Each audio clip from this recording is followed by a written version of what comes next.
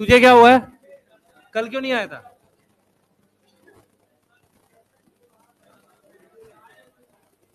अच्छा, तू कहाँ था कल? तू तो आया था। नहीं आया था? नहीं नहीं आया ना? अब सुन लो भाई ध्यान से। चैप्टर भी पूरा हो रहा है ये, ठीक है। आपको डोपा प्राइम का असाइनमेंट दे दिया है। उसका वो जो सोल्यूशन है 5-7 मिनट में भी अपलोड हो जाएगा, वो वाईटी पे ही हो जाएगा अपलोड। आप वहां से एक एक क्वेश्चन का अपना सोल्यूशन देख लेना जिसको डाउट रहेगा। आंसर की में अगर लग रहा है या कुछ भी लग रहा है, उसके बाद आपके जो डाउट्स होंगे वो मैं ले लूंगा। सही है? ये ज्यादा ठीक है, क्योंकि क्या होता है आप डर के मारे कि यार ये वाला पूछूंगा तो सर क्या कहेंगे, तो आप और नहीं पूछते हो। सही है? तो कम से कम आप अपने तसल्ली से आंसर देख लोगे, मैंने एक्सप्लेन कर करके बता दिया उसको। प्रोसेसिंग में था, 5-7 मिनट में वाईटी पे दिख जाएगा। सुबह में रिकॉर्ड कर रहा था बेटा, दे दिया मैंने रिकॉर्ड कर। 5-7 मिनट में वाईटी पे दिख जाएगा। ठीक है? मेरा मेन पर्पस है कि जिस वीक में मैं यहाँ आऊं आपको सारा चीज दे के चला जाऊं। ठीक है? चले? हाँ। कहानी ये है कि आज इसको कंप्लीट कर रहे हैं भाई, सुन लो ध्यान से। बातें करोगे तो तुम्हारे क्लास में कम हो पाएगा। ध्यान से सुनो। पिछली क्लास में हल्का सा कम हुआ था, तो प्लीज बात मत करो, क्योंकि इसको हमें आगे करना है और कुछ एक्स्ट्रा चीजें बतानी है। जितना समय मिलेगा उसके हिसाब से टाइप ऑफ मियोसिस जो प्लांट किंगडम में यूज होना है, वो सारे कॉन्सेप्ट अभी समझा दूंगा मैं आपको। ठीक है? क्लियर है? ठीक है, बायोलॉजिकल नेक्स्ट वीक से स्टार्ट करेंगे। क्लियर? और ट्राई करेंगे कि बायोलॉजिकल अगर एक्स्ट्रा रुके उस दिन तो 6 दिन 7 दिन में उसको करा दें आपको। क्लियर है? तो अगर कोई बड़ा चैप्टर है तो शायद उसका 1-2 लेक्चर रुके। कोई नॉर्मल सा चैप्टर है तो जिस वीक में आएंगे उसको खत्म करके ही जाएंगे। और उससे फायदा क्या होगा, आपके पास टाइम है, असाइनमेंट बनाओ जो आपको दे दिया। दूसरा, सेल साइकिल के बहुत सारे क्वेश्चन ध्यान से सुनेंगे भाई। मेरी भी सुन ले यार। है इतनी दूर से मैं यहाँ 1000 किलोमीटर से यहाँ आ रहा हूँ, तो मेरी बात ही नहीं सुन रहा है? नहीं। एमडी सर बता रहे थे बहुत इंटेलिजेंट सा बच्चा बैठा रहता है ना, बहुत तारीफ कर रहे थे तेरी। हाँ बता रहे थे एक बहुत इंटेलिजेंट सा बच्चा है, वो अक्सर बात करता रहता है, उसे सब आता है। आप उससे कोई भी क्वेश्चन पूछोगे ना तो बता देगा। ऐसा कौन है? है?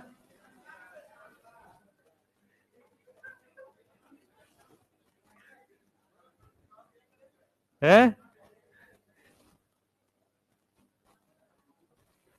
चलो पढ़ेंगे।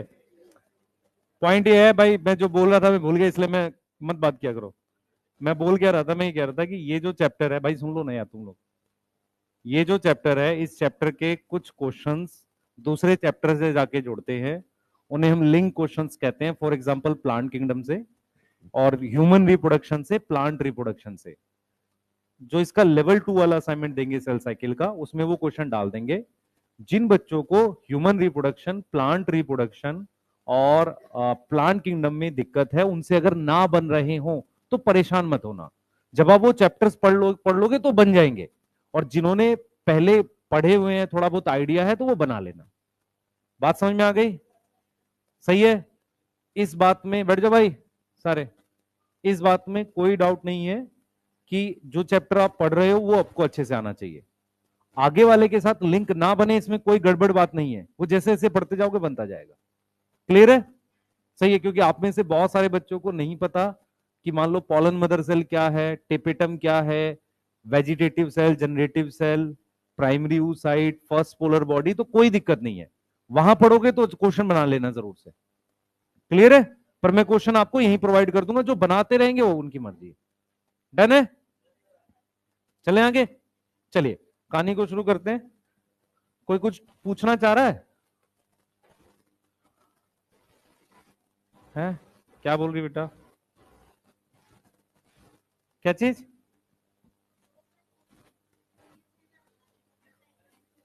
आंसर बता दूं ना मैं, पहले करा दूं फिर करा दूंगा, लास्ट में बता दूंगा। मेरे को याद दिलाइए, मैं बता के जाऊंगा। ये बना लिया था भाई टेबल सबने?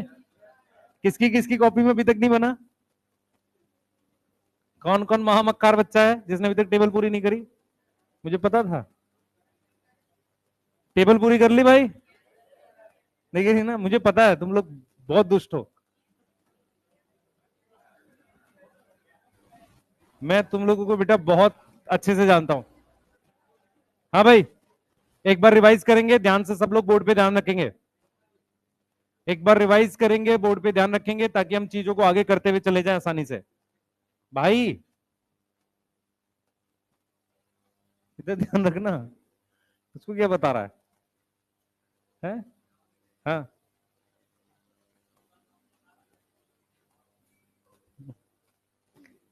हाँ बेटा, यस यस। चलिए स्टार्ट करेंगे भाई। सबसे पहले प्रोफेज की हमारे पास काफी सारी स्टेजेस होती हैं। प्रोफेज की ये स्टेजेस हमने किस आधार पर उसको डिवाइड किया है? हाँ, क्रोमोसोमल बिहेवियर। तो क्रोमोसोमल बिहेवियर के आधार पर कृपया ध्यान रखें, क्रोमोसोमल बिहेवियर के आधार पर हमने प्रोफेज वन को बहुत सारी स्टेजेस में डिवाइड किया था। Leptotene, zygotene, pachytene, diplotene and diakinesis. Leptotene में क्रोमेटिन कंडेंस होता है, क्रोमोसोम दिखता है और ये कंडेंसेशन कॉम्पैक्शन थ्रू आउट चलती रहती है। जाइगोटीन में क्रोमोसोम पेयरिंग बनाता है, पेयरिंग बनाने की प्रक्रिया या प्रोसेस को कहते हैं साइनेप्सिस। सही है। साइनेप्सिस का जो रिजल्ट है, उस प्रोसेस का जो रिजल्ट है वो बाइवेलेंट या टेट्राड होता है। बाइवेलेंट का मतलब दो क्रोमोसोम, ठीक है, दो क्रोमोसोम, उसको दो होमोलोगस क्रोमोसोम भी आप बोल सकते हो, ठीक है, क्लियर। बाइवेलेंट का मतलब दो क्रोमोसोम, दो होमोलोगस क्रोमोसोम बोल सकते हो। उसमें दो क्रोमोसोम या चार क्रोमेटिड होते हैं, इसलिए बाइवेलेंट और टेट्राड बोलते हैं। ह्यूमन सेल में, ह्यूमन सेल में जब मियोसिस होती है तो मेरे पास 23 बाइवेलेंट दिखते हैं। बाइवेलेंट की संख्या टोटल क्रोमोसोम की संख्या का आधा होता है, ठीक है। दूसरी बात, कोई भी ऐसा सेल जिसमें ऑड नंबर ऑफ क्रोमोसोम है उसमें मियोसिस नहीं होगी। कोई भी ऐसा सेल जिसमें ऑड नंबर ऑफ क्रोमोसोम है, 15, 19, समझ में आ रहा, 7, इनमें क्या होगी? मियोसिस नहीं होगी। मुझे इवन नंबर ऑफ क्रोमोसोम चाहिए। दूसरा, जिनमें मेरे पास ऑड प्लॉइडी है, 3n, 5n, समझ में आ रहा है, 7n, इनमें मियोसिस नहीं होती है। क्लियर? क्योंकि पेयरिंग नहीं हो पाती है, जोड़ा नहीं बन पाता है। समझ में आ रहा है? बोलो। ठीक है। उसके बाद हमने बोला है कि जाइगोटीन में मेरे पास एक कॉम्प्लेक्स होता है, साइनेप्टोनिमल कॉम्प्लेक्स, जो दोनों क्रोमोसोम को जोड़ के रखता है। साइनेप्टोनिमल कॉम्प्लेक्स एक प्रोटीन की चीज है जो मुझे नॉर्मल माइक्रोस्कोप में नहीं दिखती है, वो मुझे किस में दिखती है? इलेक्ट्रॉन माइक्रोस्कोप में दिखती है। सही है। अब आ जाते हैं पैकेटीन में। पैकेटीन में क्या होता है कि क्रोमोसोम पास आ चुके हैं और क्लियरली विजिबल होने लग जाते हैं। पैकेटीन एक ऐसी स्टेज है जिसमें नॉन सिस्टर क्रोमेटिड के बीच में क्रॉसिंग ओवर होती है, जिसे रिकॉम्बिनेशन कह रहे होते हैं, या एक्सचेंज ऑफ जेनेटिक मटेरियल हो रहा होता है। सही है। एक्सचेंज ऑफ जेनेटिक मटेरियल मेरे पास कहां हो रहा होता है? पैकेटीन में हो रहा होता है। सही है। पैकेटीन हमारे पास वो स्टेज है जहां पर क्रॉसिंग ओवर होती है, पर सबसे पहले बनते हैं रिकॉम्बिनेशन नोड्यूल। रिकॉम्बिनेशन नोड्यूल का मतलब होता है नॉन सिस्टर क्रोमेटिड एक दूसरे के आसपास ऐसे रैप हो गई है, जहां कांटेक्ट में आई है, उसे रिकॉम्बिनेशन नोड्यूल कहते हैं। जो एंजाइम मदद करता है क्रॉसिंग ओवर में उसे रिकॉम्बिनेज कहते हैं। क्रॉसिंग ओवर के बाद सिस्टर क्रोमेटिड नॉन आइडेंटिकल हो जाते हैं। क्या हो जाते हैं? नॉन आइडेंटिकल हो जाते हैं। मेरी बात समझ में आ रही है?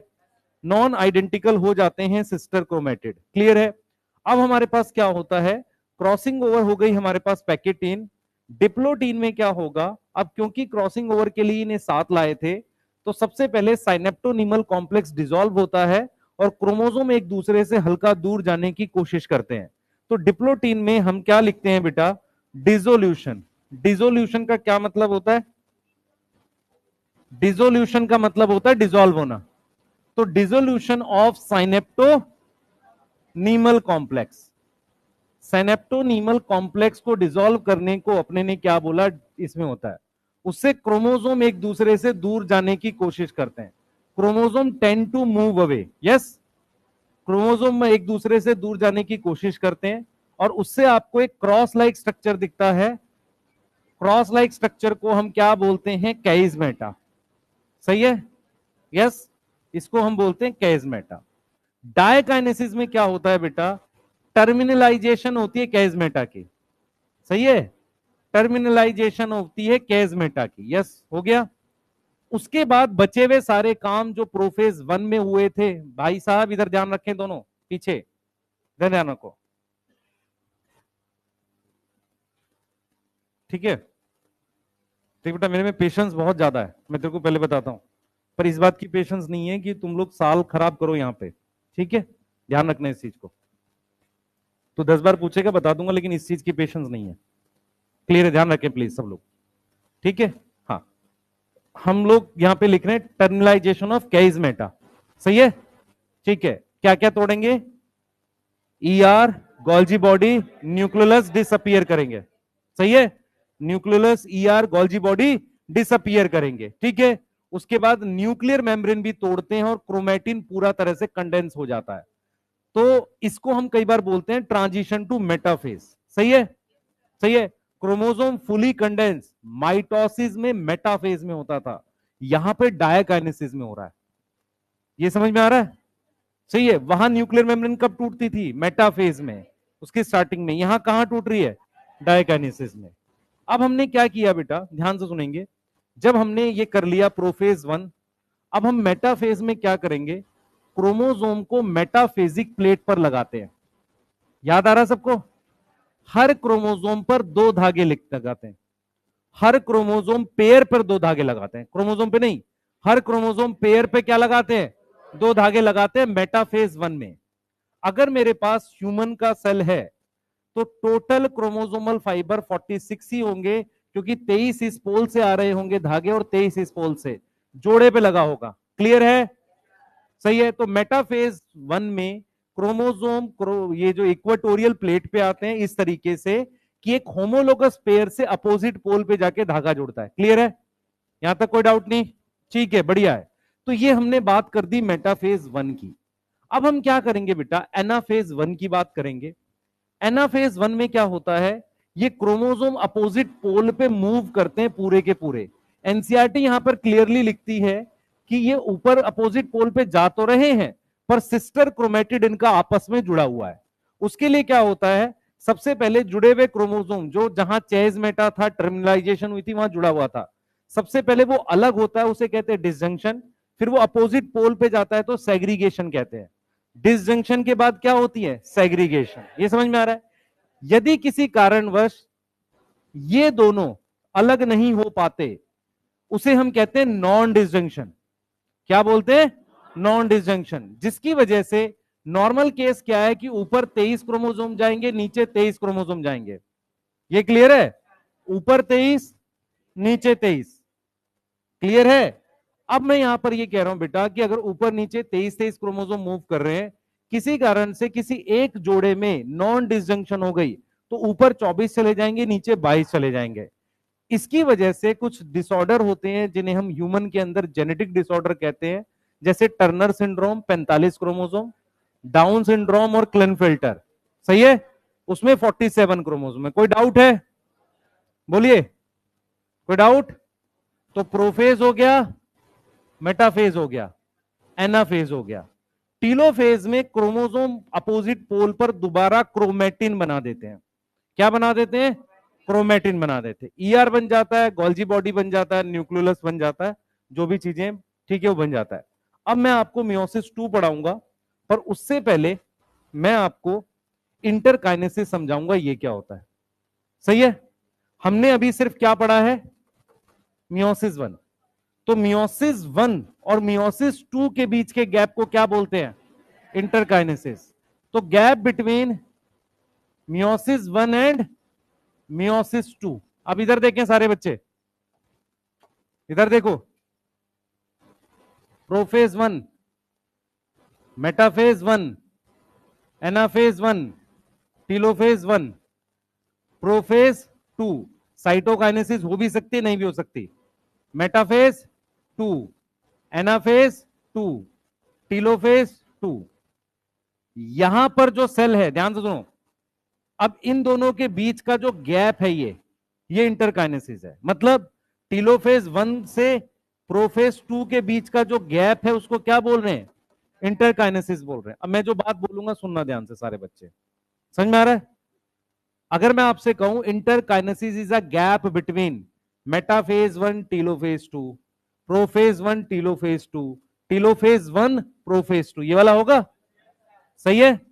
अब सुनना ध्यान से। टीलोफेज में क्रोमोसोम क्या हो जाता है? क्रोमेटिन। यस, ये किसमें हो रहा है? टीलोफेज 1 में। प्रोफेज 2 में क्रोमेटिन वापसी क्या बनेगा? क्रोमोसोम बनेगा। भाई प्रोफेज में क्रोमेटिन क्रोमोसोम बनता है ना, ये तो पढ़ा है तुमने, बोलो। सही है। इस फेज में क्रोमेटिन बना रहे हैं, फिर दोबारा से क्रोमोसोम बना रहे हैं। तो बेटर ये है कि इसको थोड़ा बहुत खोल लो। जैसे नॉर्मली मान लो मैं नॉर्मल सेल होता, तो ये क्रोमोसोम है, इसको मैं पूरा से अच्छे से धागे में खोल लेता नॉर्मल में। लेकिन मैंने यहां क्या किया, ये क्रोमोसोम था यहां पर, मान लो ऐसे क्रोमोसोम था, मैंने उसको पूरा खोला नहीं, थोड़ा बहुत उसको कंडेंस ही रहने दिया, क्योंकि मुझे उसको दोबारा कंडेंस करना है। समझ आ रहा है? मेरी बात समझ में आ रही है? इस बात को एनसीईआरटी ये लिखती है कि इंटरकाइनेसिस में जो क्रोमेटिन होता है वो पूरी तरीके से डिस्पर्स नहीं होता, खुलता नहीं है, क्योंकि मुझे दोबारा से उसे बंद करने की यहां जरूरत है। समझ आ रहा है? अगर उसे दोबारा बंद करना है तो पूरी तरीके से मत खोलो। लेकिन यदि आप एक नॉर्मल सेल साइकिल की बात करते हैं जो माइटोसिस में होती है, तो जैसे ही एम फेज खत्म होता है, टीलोफेज खत्म होता है, G1S और G2 आ जाते हैं। तो उस इंटरफेज में पूरी तरीके से खुलेगा। समझ में आ रहा है? क्योंकि फिर अगली साइकिल आने वाली है, पर यहां पर 1 के बाद 2 आने वाला है, तो पूरा खोलना क्यों है? समझ आया? तो सबसे पहले गैप बिटवीन ये है, इसके बीच में थोड़ा सा ये शॉर्ट ड्यूरेशन का होता है, इसमें टाइम ज्यादा नहीं लगता, क्योंकि कुछ ग्रोथ नहीं करनी। यहां मुझे ग्रोथ करनी होती है, नॉर्मल माइटोसिस में ग्रोथ करनी है, डीएनए रेप्लिकेशन करना, टाइम लगेगा। इसमें कुछ ग्रोथ नहीं करनी सेल को, तो शॉर्ट ड्यूरेशन है। दूसरा, उसमें डीएनए रेप्लिकेशन नहीं होती। समझ में आ रहा है? इंटरकाइनेसिस में क्या नहीं होती? डीएनए रेप्लिकेशन नहीं होती। क्यों नहीं होती? सुनो ध्यान से, इधर देखो बेटा। डीएनए रेप्लिकेशन हमेशा एस फेज में होती है, तो एस फेज में हो गई, अब एक बार डिवाइड किया, दूसरी बार डिवाइड करूंगा, तो इसलिए इंटरकाइनेसिस ये है। इंटरकाइनेसिस, इसमें कोई डीएनए रेप्लिकेशन है नहीं होती। यहां तक समझ में आ रही है? बोलो। आगे सुनो ध्यान से, क्योंकि मैं 2 सेल बना चुका हूं, ध्यान से सुनो। ये एक सेल था, इस एक सेल में 2 सेंट्रोसोम थे। कितने सेंट्रोसोम थे? 2 सेंट्रोसोम थे, 2। अब आप 2 सेल बना चुके हो, एक न्यूक्लियस एरा, एक न्यूक्लियस एरा, दोनों हैप्लॉइड हैं, पर फर्क क्या है? दो दो क्रोमेटिड वाला हैप्लॉइड है। अब एक सेंट्रोसोम इसके पास है, एक सेंट्रोसोम इसके पास है। अगर मुझे इसको दोबारा डिवाइड करना, मियोसिस 2 करनी पड़ेगी, तो कम से कम एक एक सेंट्रोसोम और बना लो। तो यहां पर आप सिर्फ क्या डबल कर सकते हो? सेंट्रोसोम डबल होता है। मेरी बात समझ में आई कि नहीं आई? बोलो।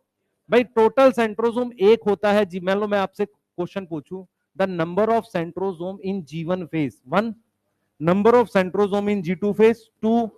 मियोसिस 1 कर दिया तो एक सेल को एक दे दिया, दूसरे सेल को दूसरा दे दिया, ठीक है। अब अगर सेल को दोबारा डिवाइड करना है तो फिर से 2 सेंट्रोसोम चाहिए, स्पिंडल बनेगा नहीं, तो डबल करो ना यहां पे इसे। समझ आ रहा है?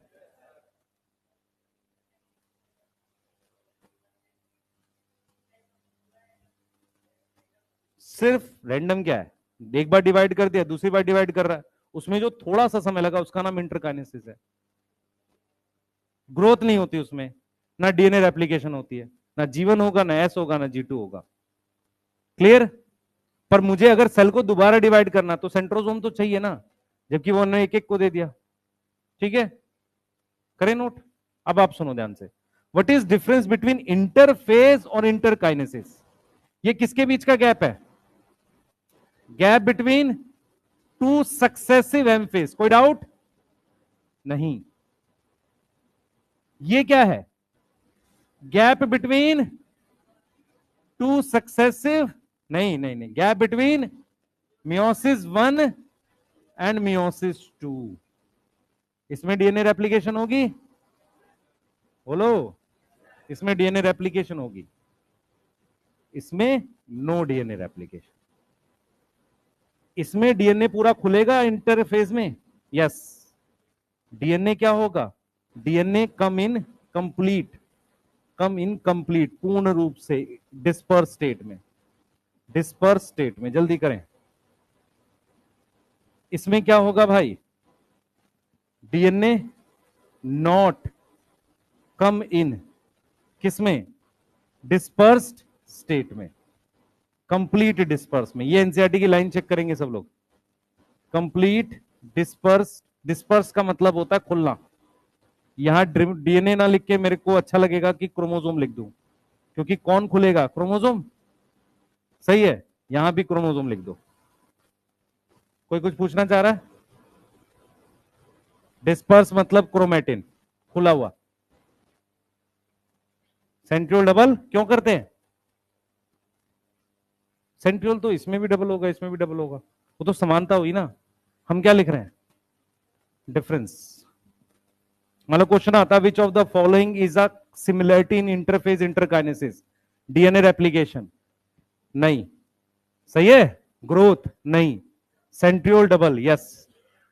समझ आया बेटा? सही है। हाँ, सेम क्यों रहेगा, वो शॉर्ट ड्यूरेशन नहीं लिखा है। हाँ, डिपेंड डिपेंड, मियोसिस डिपेंड करती है, जल्दी भी हो सकती है। मैंने क्या बोला था, तूने जो माइटोसिस 1 घंटा बताया वो किसमें है, कल्चर सेल में। हाँ, कल्चर मतलब मीडियम में है, तेरी बॉडी का नहीं है वो टाइम।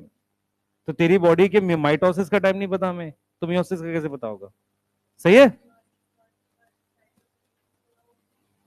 बेटा, एग्जिट करता है। मैं अभी तेरे को टाइप ऑफ साइटोकाइनेसिस में बता रहा हूं, 2 प्रकार की साइटोकाइनेसिस होती है, वो मैं कराऊंगा अभी।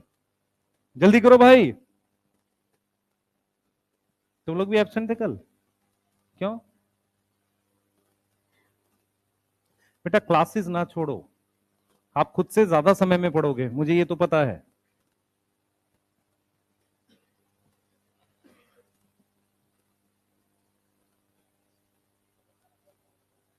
क्या चीज?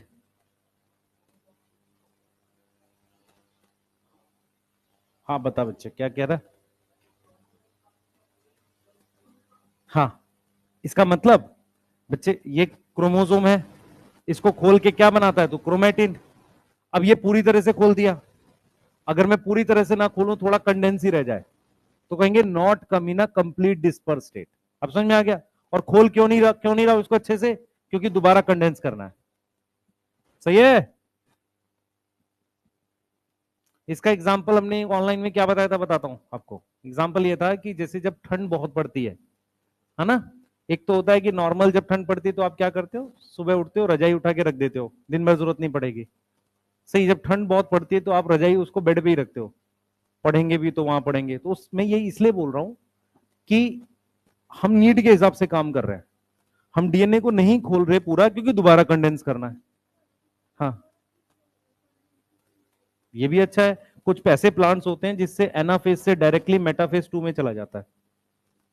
मेरी बात समझ ध्यान से, एनाफेज में कंडेंस है, उससे अगर मैं डायरेक्टली मेटाफेज 2 में ले जाऊं, पॉसिबल है।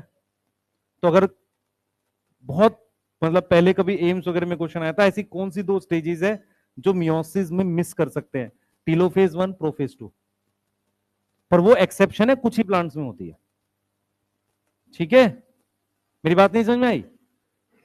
भाई यहां तो क्रोमोसोम है, और यहां भी मुझे क्रोमोसोम ही चाहिए, तो ये खोलने वाली और बंद करने वाली ये स्टेजेस हटा दो।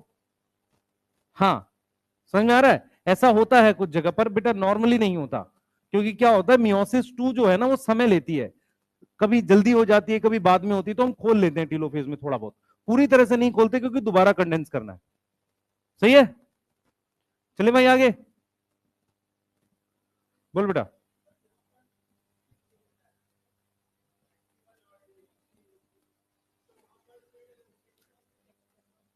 सेंट्रियोल तो सेल साइटोप्लाज्म में डबल होना हो जाएगा, वो उसकी इशू नहीं है। मैं सिर्फ ये बताना चाह रहा हूं कि वहां मियोसिस 1 और 2 में प्रॉपर क्रोमोसोम ही दिख रहे होते, कभी क्रोमेटिन बीच में दिखते क्या? यहां पे अगर तू ध्यान से सोच, मुझे मियोसिस 1 और 2 के बीच में भी एक जगह आएगी जहां पर मुझे क्रोमेटिन दिखेगा। समझ में आ रहा है? लेकिन वहां पर वो दिखता ही नहीं है। मुझे कैसे पता, स्टेज सेल तो बताएगा नहीं, और स्टेज विस्टेज कुछ होता नहीं है, तो मुझे कभी क्रोमेटिन ही नहीं दिखे उसमें 1 और 2 के बीच में। तो हमने कहा वो दोनों स्टेज स्किप हो गई होंगी। सेल थोड़ी बताएगा कि मैंने 2 स्टेज नहीं करी। सही है, बैठ जा बच्चे, समझ में आ गया? सही है, और पूछो। वो भी कराऊंगा, वो करा रहा हूं, टाइप ऑफ साइटोकाइनेसिस में करा रहा हूं। कुछ भाई, डीएनए फुली कंडेंस डायकाइनेसिस में होता है। रिकॉम्बिनेशन नोड्यूल बना रहे हो तो उस वक्त फुली कंडेंस नहीं है वो। नहीं नहीं, वो है क्रोमोजोम ही, पर क्रोमोजोम में भी होता है ना फुली कंडेंस और नहीं कंडेंस, वैसा वाला। चले भाई, मियोसिस 2 आ जाए, लिख लिया सबने? कोई लिख रहा है? अरे लिख लिया? हाँ ना तो बोला करो यार तुम लोग। चलो आगे पढ़ेंगे। Meiosis 2 occur only in haploid cell. तुम्हें मैं एक चीज बताता हूँ बेटा, मेरे को जब बैचेस ज्यादा होते हैं तो मैं चीजें फिर सेम टाइम पे करने लगता हूँ। फॉर एग्जांपल, मैंने ऑनलाइन में भी अब बायोलॉजिकल स्टार्ट करना है, आपका भी करना है, मैं सारी चीजें सेम लेवल पे ले आता हूँ। मेरे बैच बैच का आपका और ऊपर वाले सिलेबस का कभी मैं सिलेबस आगे पीछे करूंगा ही नहीं। जब हम काम को बांट देते हैं ना, जैसे आप कहते हो कि आपने क्या किया हुआ, एक अपना आप लोग क्या करते हो, एक कोचिंग का सिलेबस चलता है, एक आपका पर्सनल चलता है, एक टेस्ट का चलता है। आप काम का कचरा बना देते हो, इतना बांट देते हो उसको, तो अनमैनेजेबल हो जाता है। जब मुझे ज्यादा चीजें दिखती है मैं उसको मैनेज कर देता हूं, कैसे कि वो सारा सेम समय पे चलना चाहिए, पैरेलल चलना चाहिए, उससे मुझे मैनेज करना आसान हो जाएगा। क्योंकि मैं असाइनमेंट दूंगा तो सबको दूंगा। समझ आ रहा है मैं एग्जैक्टली क्या बोलना चाह रहा हूं? मैनेज करना सीखो चीजों को, नहीं तो सब घूम जाएंगी, खराब हो जाएगा। क्लियर है? इधर देखें बेटा, meiosis 2 occur only in haploid cell, क्योंकि मियोसिस 1 के बाद होता है। अब ये सिमिलर टू माइटोसिस है, मतलब सिस्टर क्रोमेटिड अलग होंगे। Why it is similar to mitosis? Sister chromatid अलग होंगे। तो देखिए क्या होगा, सबसे पहले प्रोफेज 2 में क्रोमोसोम, हाँ भाई क्या चीज कंडेंस होगी, क्या कंडेंस होगा? क्रोमेटिन कंडेंस होगा। यस सर, ठीक है। और क्या करा रहे हैं, और क्या कराओगे? ईआर, गोल्जी, अगर बने थे तो न्यूक्लियोलस कर दो डिसअपियर, चलो डिसअपियर कर दो बेटा। देख बने थे नहीं बने थे हमें उससे मतलब नहीं, अगर बने हैं तो टूटेंगे, ठीक है, क्लियर है। और कई बार प्रोफेज 2 में चाहो तो न्यूक्लियर मेम्ब्रेन यहां तोड़ लो, अगले में भी तोड़ सकते हो, क्लियरिटी नहीं है हमारे पास इस बात को लेके, तो न्यूक्लियर मेम्ब्रेन भी तोड़ दो। जो सबसे इंपॉर्टेंट है, जो हमें ध्यान रखना है, वो सेंट्रोजोम को लेके है। सेंट्रोजोम अपोजिट पोल पे जाएगा, मूव टू अपोजिट पोल। अब ये मूव टू अपोजिट पोल का क्या मतलब है, इसको समझते हैं, ध्यान से देखें बेटा। आपके पास एक न्यूक्लियस, ये सेल दो पार्ट में है, एक न्यूक्लियस यहां है, एक न्यूक्लियस यहां है। जो सेंट्रोजोम था, एक यहां था और एक यहां था, इसमें एक यहां था एक यहां था, ऐसे। तो जो सेंट्रोजोम था, एक यहां आ गया, एक यहां आ गया, एक यहां आ गया, एक यहां आ गया, अपोजिट पोल पे आ गया, ठीक है। अपोजिट पोल स्पिंडल का मान लो, सेल का तो हम नहीं बोलेंगे अभी। एक तरीके से अपोजिट पोल पे आ गया, स्पिंडल फाइबर आ रहे हैं ऐसे। ये समझ में आ रहा है? ठीक है। मुझे क्रोमोजोम दिखने स्टार्ट हो रहे हैं, इधर देखो सारे, एक क्रोमोजोम ये है, ठीक है, एक क्रोमोजोम ये है और एक क्रोमोजोम ये है। इसी का होमोलोगस पेयर, एक ये रहा, एक ये रहा और एक ये रहा। समझ में आ रहा है? अगर 6 थे तो 3 ऊपर हैं 3 नीचे हैं, सही है। इसका वाला जोड़ा कहां है, ये देख रहे हो, इसका वाला ये रहा, ये रहा और ये रहा, सही है। तो मुझे क्रोमोजोम दिखने लगे हैं, मुझे क्या विजिबल हो गए, क्रोमोजोम दिख गए, क्रोमोजोम विजिबल हो गए। कोई डाउट है? नहीं, ठीक है। अब क्या करेंगे, मेटाफेज है बेटा। मेटाफेज में क्रोमोजोम को स्पिंडल फाइबर पे अटैच करना हमने। ये 2 सेल बन चुके हैं अभी, मैं वो वाली चीज को लेके चल रहा हूं। मेरे पास सबसे पहले ये ध्यान रखो कि मेरे पास ये जो क्रोमोजोम है, इनको मैंने मेटाफेजिक प्लेट पर अरेंज कर दिया है, ठीक है। मैंने क्या किया है, मेटाफेजिक प्लेट पर अरेंज कर दिया है। ऐसा नहीं है बीच में तो ये भी बीच में होगा, इसका कोई लेना देना नहीं। अब वो पेयरिंग के समय जोड़ा बनता था, अभी तो मैं क्या करूंगा, हर क्रोमोजोम पे कितने धागे जोड़ रहा हूं, 2। ये दिख रहा है सबको, हर क्रोमोजोम पे कितने धागे जोड़ रहा हूं, 2। तो एक मेटाफेजिक प्लेट ये बनेगी, एक मेटाफेजिक प्लेट ये बनेगी, इसको हम कहते हैं सिंगल मेटाफेजिक प्लेट, ये बन गई। ये समझ में आ रहा है? तो मेटाफेज 2 में क्या होगा बेटा, हमारे पास क्या होगा, 2 स्पिंडल फाइबर, 2 स्पिंडल फाइबर, या आप सिंपल लिख सकते हो attach to single chromosome. Yes, single chromosome. ये बात समझ में आ रही है? हाँ भाई, ये समझ में आ रहा है सबको? बोलो। अब ये हो गया। दूसरा क्या है बेटा? क्रोमोसोम उसको कहां अलाइन कर लेंगे?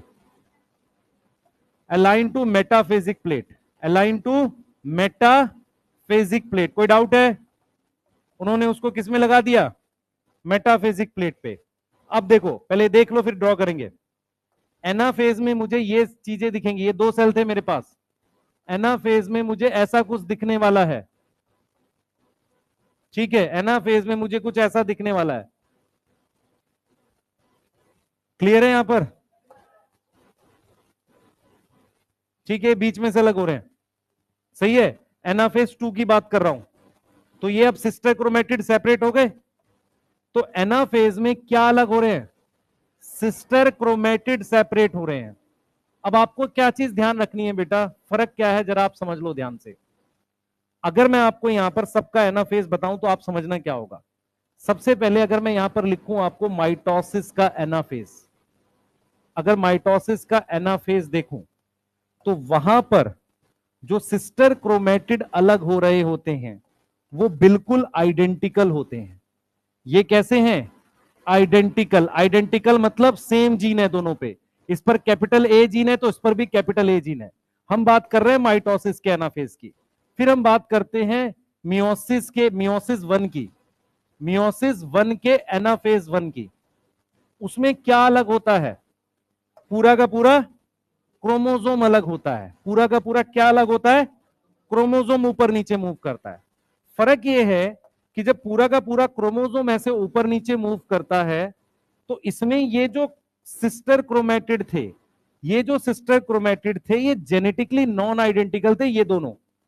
इसीलिए जब आप मियोसिस 2 करोगे और उसका एनाफेज 2 करोगे तो ये जब अलग होंगे, तो ये अलग जब हो रहे हैं, ये ऐसे अलग हो रहा है, ये ऐसे अलग हो रहा है, ये मान लो इस तरीके से हो रहा है, इस तरीके से होता है, ये नॉन आइडेंटिकल है, एग्जैक्टली सेम नहीं है बेटा।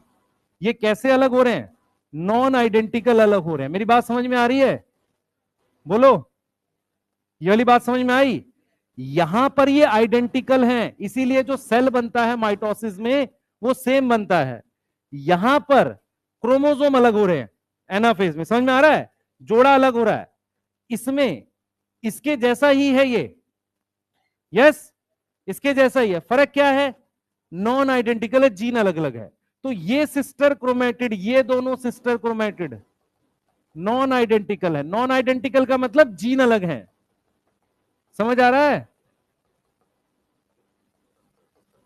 चलिए, टीलोफेज में, हाँ भाई, टीलोफेज में 4 न्यूक्लियस बन गए। सही है। और क्रोमोसोम को क्या बना दोगे? क्रोमेटिन। ये हमने यहां क्रोमेटिन बना दिया। तो टीलोफेज 2 में क्या होगा बेटा? हमारे पास क्या होगा? क्रोमोसोम डीकंडेंस हो जाएगा। क्रोमोसोम क्या होगा? डीकंडेंस होगा। ध्यान से सुनना, क्रोमोसोम डीकंडेंस टू फॉर्म क्या बना रहे हैं? क्रोमेटिन। सही है? क्लियर है? अब सुनना ध्यान से। 4 हैप्लॉइड क्या बने? Daughter cell. 4 haploid daughter cell. Clear है? सही है, 4 हैप्लॉइड डॉटर सेल। अब सुने ध्यान से, ये चारों सेल क्या हैं? एन है। अमाउंट सी आएगा। अमाउंट क्या आएगा इसका? सी आएगा बेटा सब में। समझ में आया है? अब ये 4 हैप्लॉइड डॉटर सेल बन गए टीलोफेज 2 में। अब मेरी बात ध्यान से सुनो जो मैं आपको बोल रहा हूं। ईआर पहले सुन लो, जिनको समझ में आ जाए बढ़िया। देखो बेटा, हाँ डॉटर न्यूक्लियाई लिख दे ना, डॉटर सेल लिख दे, डॉटर न्यूक्लियाई लिख दे। न्यूक्लियाई सेल के अंदर है ना, तो दोनों चल जाएगा। साइटोकाइनेसिस कर देगा तो सेल हो जाएगा, नहीं तो न्यूक्लियाई होगा। मैं जो बात बोलूंगा उसको बहुत ध्यान से सुनेंगे आप।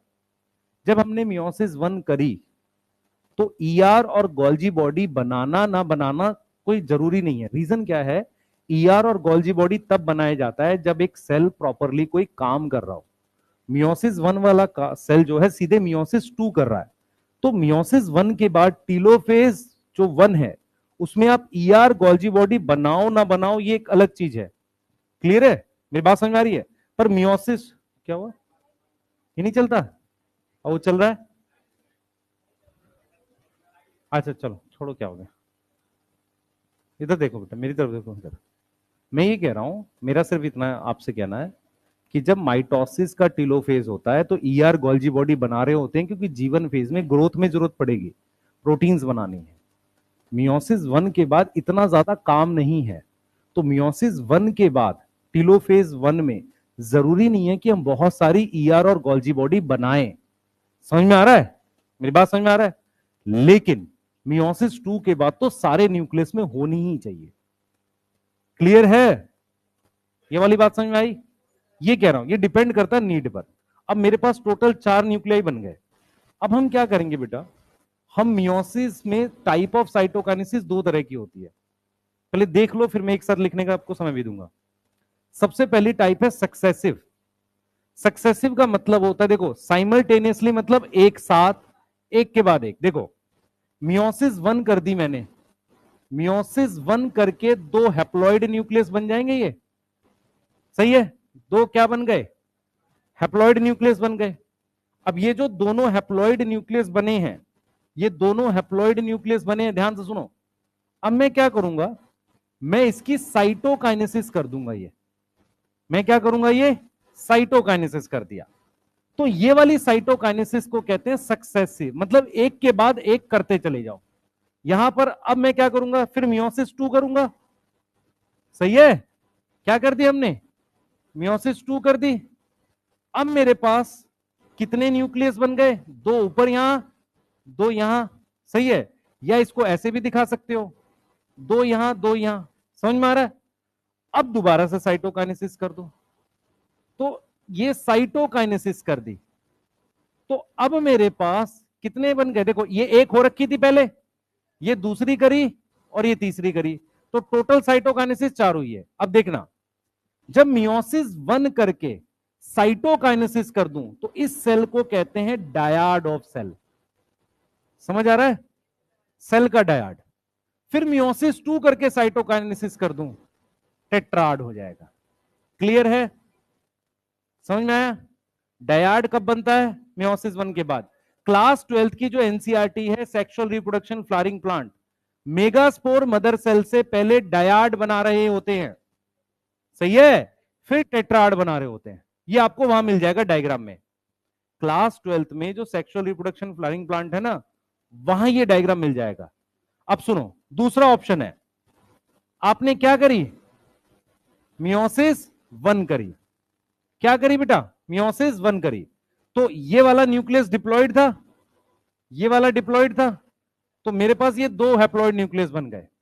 फिर आपने इसकी क्या करी, मियोसिस 2 कर दी डायरेक्ट, तो कितने न्यूक्लियस बन गए, 4। अब जाके इसकी साइटोकाइनेसिस कर दो, अब जाके आप क्या कर सकते हो, साइटोकाइनेसिस कर सकते हो।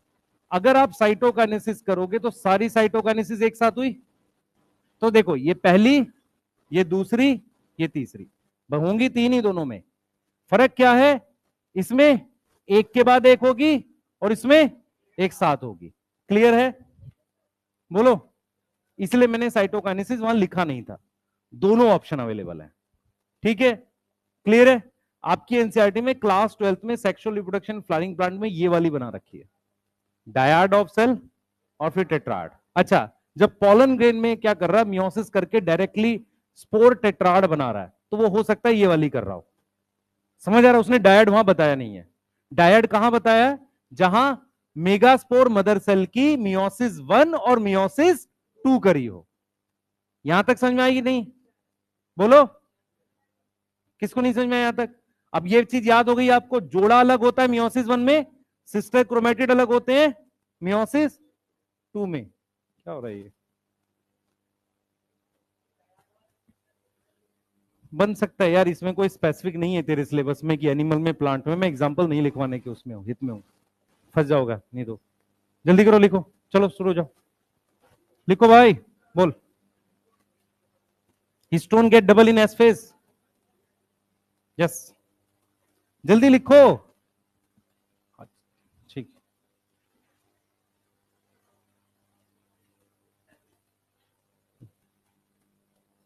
ये टीवी है कंप्यूटर है? अच्छा चलो भाई।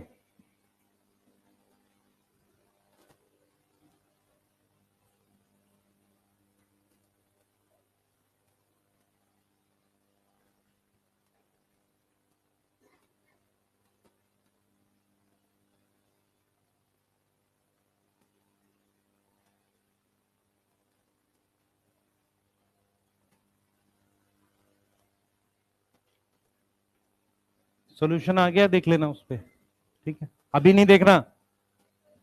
हाँ, क्वेश्चन दिए डोपा प्राइम के 185। उसके डाउट अकेले अकेले तो नहीं पूछ पाएगा, तो उसका सॉल्यूशन मैंने वाईटी पे ही डाल दिया।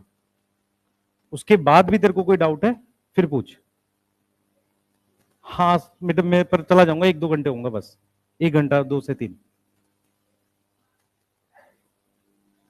तो अगले वीक पूछ फिर। बच्चे मैं सोल्यूशन क्यों देके जा रहा हूं, आप लोग कुछ समझ नहीं रहे हो।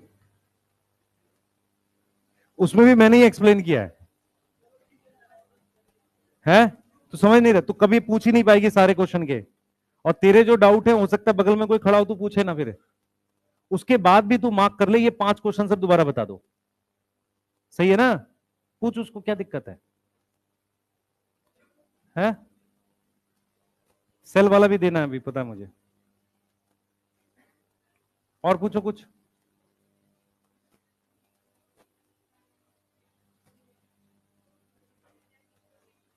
यस। हाँ हाँ, काइजमेटा दिख जाता है। काइजमेटा डिप्लोटीन में दिख जाता है, और डायकाइनेसिस में वो लास्ट पार्ट पे दिखता है। अगर वो डिप्लोटीन में नहीं दिखता तो फिर लास्ट पार्ट पे कैसे दिखेगा? हाँ, मतलब लगना, अलाइन मतलब ये, इसको अलाइन करना पड़ेगा। ये लग गया ना सेंटर पे? हाँ, इससे ये लगवाएगा स्पिंडल फाइबर। चलो लिख लिया।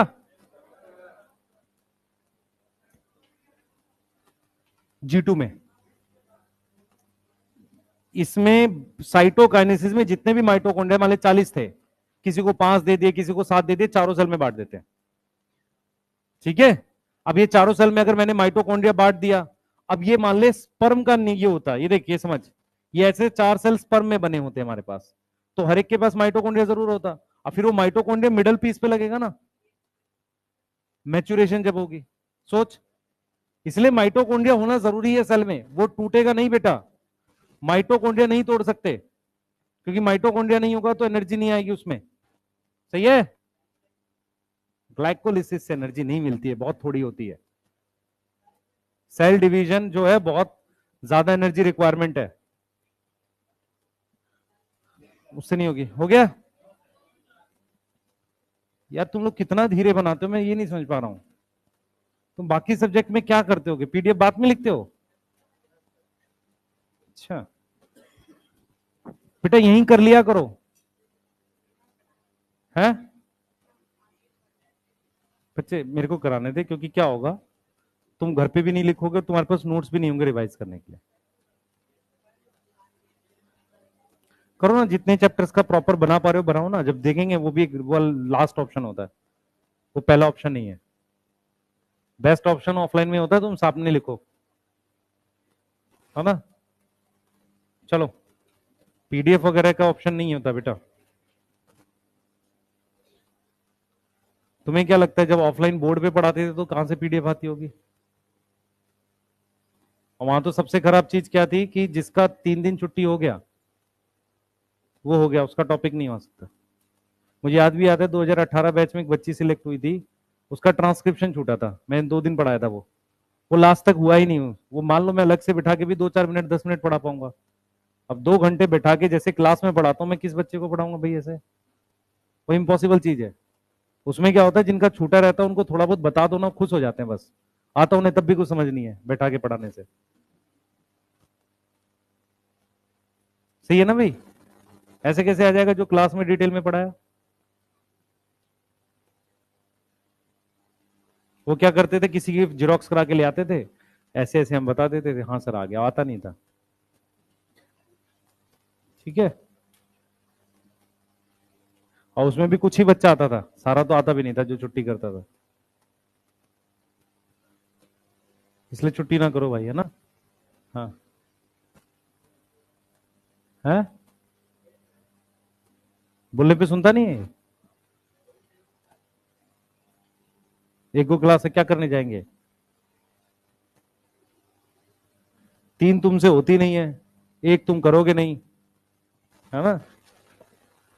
क्या होगा तुम्हारे साथ?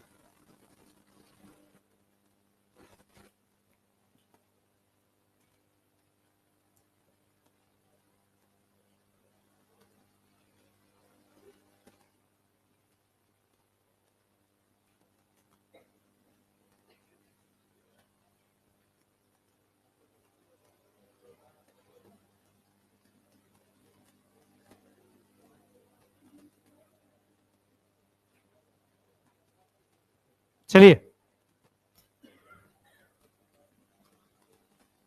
चलिए बेटा, स्टार्ट करते हैं।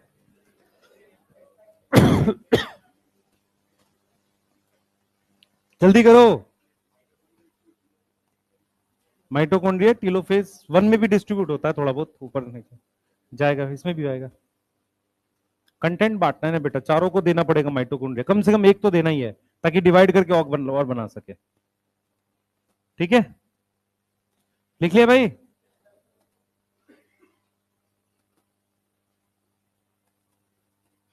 कल तुम्हारा छुट्टी है, परसों टेस्ट है। ठीक है, टेस्ट देना भाई, मैं अगले वीक में पूछूंगा किसने किसने छोड़ा था, ध्यान रखना। टेस्ट छोड़ने वाले जिनको बुखार हो रहा हो, बाहर मेडिकल स्टोर है, पैरासीटामोल। ठीक है, हाँ है। कौन सा फंक्शन है? कब? कल कौन सा? नहीं, आगे शायद होगा, कुछ दिन बाद होगा। फंक्शन वही बोल रहा है जो स्कूल में होता था, एनुअल फंक्शन है, पूड़ी मिलती थी, पूड़ी सब्जी है, लड्डू। यस, सस्ता इलाज लड्डू। उसमें बोलते थे छोटे वाले बनाना, ताकि बच्चा काउंट करे, 3 मिले हैं, 4 मिले हैं, बड़े ना बनाना, नॉर्मल साइज से छोटे लड्डू बनाना। चलो लिख लिया? लिखो जल्दी।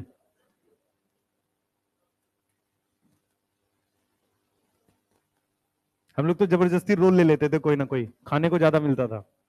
जो बच्चे उसमें परफॉर्म करते हैं ना, उनको एक्स्ट्रा स्नैक्स मिलते हैं। हाँ, तुमको लेते नहीं होंगे ना किसी रोल में, है ना? उसमें सबसे ज्यादा मजा आता है, 10 दिन क्लास नहीं चलती है। हाँ, वो सबसे बढ़िया फेज होता है। हाँ, नहीं। हाँ, चलो भाई, लिखो आगे, ये वाला लिखो। लिख लिया ना सबने पिछला? लिख लो, 1 मिनट और लो, जिसने, प्लीज जल्दी लिखा करो यार। लिख लिया बेटा? तो लिख ही नहीं रहा है। हाँ, मियोसिस 1। यार मियोसिस डिप्लॉय, मेरी बात सुन, मियोसिस के 2 स्टेप है, 1 और 2। अब मियोसिस जो है वो होती है डिप्लॉयड में, तो 1 डिप्लॉयड में होगी। अब 2 मियोसिस 1 के बाद होती है, और 1 से हैप्लॉयड बन जाता है, हैप्लॉयड में ही होगी, नहीं हो सकती। ठीक है, मुझे याद आ रहा है, तू कल आगे भागने के लिए बैठा था ना, तू बाहर मिल, बताऊंगा तुझे मैं। नेक्स्ट लिखो, जल्दी करो जल्दी।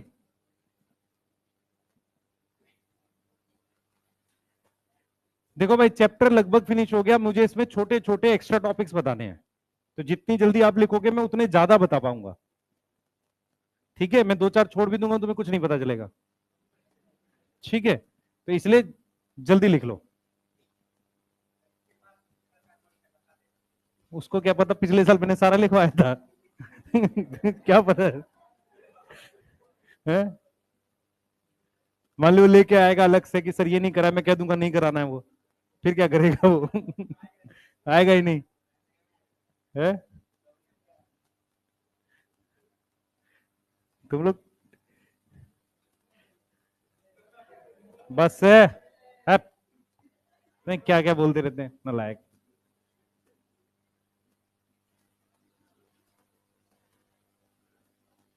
तुम इतने खुश तो नजर आ रहे हो, कब जब सेंटर पे जाओ एग्जाम वाले दिन, तो ऐसे डरे हुए बैठे रहते हैं, है ना, जैसे मार के घर से भगाया हुआ है, और शक्लें ऐसी उतरी रहती हैं एग्जाम के वाले दिन।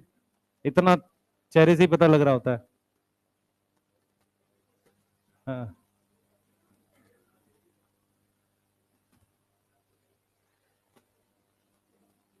चले भाई।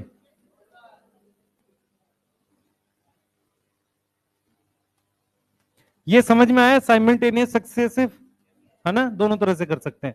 डायड ऑफ सेल क्या होगा भाई, मियोसिस 1 के बाद। टेट्राड ऑफ सेल मियोसिस 2 के बाद।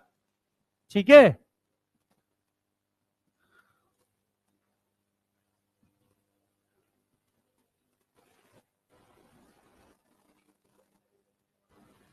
हाँ बेटा, बोल बोल बोल बोल। किसका, इसका इस अलग से एग्जांपल बताऊं? हाँ होते हैं तो वही है, पर तुझे एग्जाम्पल इनके पूछेगा नहीं। एक्चुअल में ये टर्म ही नहीं है तेरे सिलेबस में, ये टर्म्स है नहीं, सिर्फ तेरे को समझाने के लिए बता रहा हूं। नॉर्मली क्या होता था, जैसे हम लोग जब 2012 13 14 में पढ़ाते थे, जो भी टॉपिक पढ़ाते थे उसमें 2 एग्जाम्पल लिख देते थे। ठीक है, तो उससे बच्चे को लगता था एकदम भारी हो गया टॉपिक, मजा आ गया। वो आता नहीं है, पर तेरे उसमें है ही नहीं सिलेबस में। जैसे हम लोग, वो जो मैंने बताया जिसमें प्लांट मिस करता है ना, टीलोफेज 1 और प्रोफेज 2, उस प्लांट का नाम मुझे याद है, हम ट्रिलियम लिखवाते थे, TRILLIUM। ठीक है, पर वो डाटा दिनेश का है। तो उस वक्त हमें वो बुक आती थी ना दिनेश और वो सब, उनका डाटा में याद रहता था पूरा पूरा, तो हम हर चीज में डाटा लिखवा देते थे। ठीक है, पर वो धीरे धीरे कंटेंट घटा दिया, उसकी जरूरत नहीं है। क्योंकि तुम्हें सिर्फ क्या रहेगा, डाटा याद रहता है, कॉन्सेप्ट याद नहीं रहता। जब डाटा ज्यादा हो जाएगा ना, तो सिर्फ डाटा याद रहता है, कॉन्सेप्ट याद नहीं रहता। हमें कॉन्सेप्ट सीखने हैं। क्लियर? ठीक है, कॉन्सेप्ट सीखोगे उतना ज्यादा अच्छा रहेगा। आइए। हाँ भाई, जिनके पास एनसीईआरटी, एक बार मियोसिस का सिग्निफिकेंस पढ़े, वहां लिखा है पर से पैराडॉक्स, इस शब्द का मीनिंग बताएं। मियोसिस का सिग्निफिकेंस पढ़े, कहां है एनसीईआरटी नाम की चीज? हाँ, एनटीए ने भेजा है कि एनसीईआरटी पढ़ो।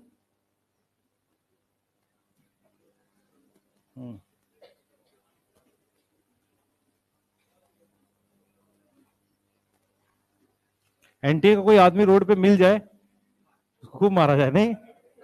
ऐसा लोगों में फीलिंग आ रखी है ना? बच्चा नाराज बहुत है उससे। हाँ, एकदम प्लान करके एकदम कर दिया, लेट करते करते इतना लेट कर देगा कि कोर्ट कहेगा कि अब अगले साल ही करा तो रहे हैं पेपर, अब छोड़ दो तुम, बहुत लेट कर दिया। नहीं ठीक है, अच्छा है। हाँ नहीं, होने दे, जान दे, बढ़िया है। तुम्हें असली चीज तो पता ही नहीं है, वो जो सीट्स 50% होने वाली है ना गवर्नमेंट प्राइवेट कॉलेज में, 50%, उसकी सितंबर में पड़ी हुई है तारीख। 6 महीने बाद की डेट है। एक बार फरवरी में हुआ उसका केस सुप्रीम कोर्ट में, अब वो पड़ी हुई है सितंबर की। और उसमें भी वो जाएगा नहीं तो फिर अगले साल पड़ जाएगी। उसमें करना क्या है, प्राइवेट कॉलेज की 50% सीट्स को गवर्नमेंट फीस पे लाना है। ये एनएमसी ने डाला था केस, एनएमसी ने बोला था ऐसा करेंगे, प्राइवेट कॉलेज ने केस डाल दिया। वो 2 साल से चल रहा है और वो चलता ही रहेगा अभी। असल में क्या है, इसकी भी इतनी जल्दी डेट, ये तुम्हारे हिसाब से लेट पड़ी है, पर ये जल्दी है। तुम्हें समझ नहीं आ रहा अभी भी? अगर ये इतना उठा हुआ नहीं होता तो ये इतनी भी जल्दी नहीं पड़ती। ये तुम्हें लग रहा है कि इतनी डेट लेट पड़ रही है, यहाँ हाँ, और क्या तुम्हें क्या लग रहा है, वो जो पिछले कभी हुए होंगे लीक, उनके भी हुए नहीं है केस फाइनल, वो चल ही रहे हैं। मिला जुला के ये है कि शांति से पढ़ो चुपचाप, तुमसे कुछ नहीं होगा नहीं तो। हाँ बेटा, कंट्री हमारी बहुत बड़ी है, 10 तरह के केस हैं उसमें, एक ये एक छोटा सा एग्जाम है उनके लिए। बच्चे भले ही जाता है, पर है तो एग्जाम छोटा सा, कोई वैल्यू नहीं है किसी के लिए। इधर पढ़ो, मियोसिस का सिग्निफिकेंस रीड करो, आपको समझ में आ जाएगा। बच्चे एक बार मियोसिस का सिग्निफिकेंस रीड करो, आपको यह समझ में आएगा कि मैंने पहले ही बताया था कि नंबर कांस्टेंट रख रहे हैं। लाइनें पढ़ो उसकी। पर से पैराडॉक्स, रुक जा, पैराडॉक्स के लिए बात करते हैं।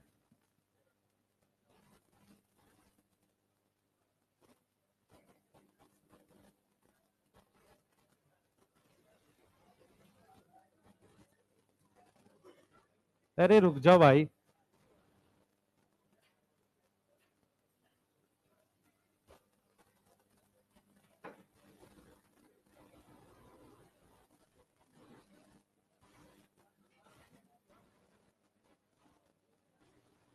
देखो जो इसमें लिखा हुआ है वो समझा रहा हूं बोर्ड पे। क्या होगा, तुम लोग अपने आप से 10 बार पूछोगे एक चीज को, नहीं तो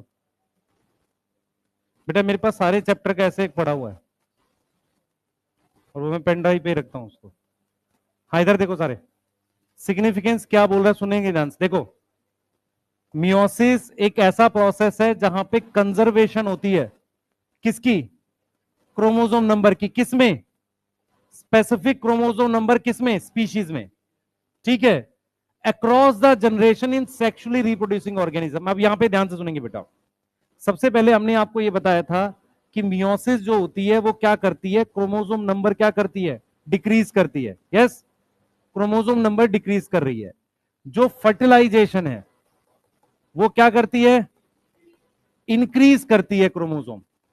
अब अगर आप ध्यान से देखो, इसकी वजह से, इन दोनों की वजह से कांस्टेंट नंबर रहता है।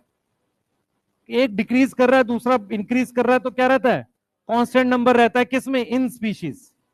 किसका कांस्टेंट नंबर रहता है? क्रोमोसोम का। ये वाली बात समझ में आई है? तो क्रोमोसोम का नंबर कांस्टेंट रहता है किसमें? स्पीशीज में। क्यों? क्योंकि मियोसिस घटाती है, ये बढ़ा रही होती है। क्लियर है? तो एनसीईआरटी क्लियरली कह रही है कि मियोसिस एक ऐसा मैकेनिज्म है जो कंजर्वेशन, कंजर्वेशन मतलब होता है मेंटेन करना। स्पेसिफिक क्रोमोसोम नंबर हर स्पीशीज का अलग अलग है।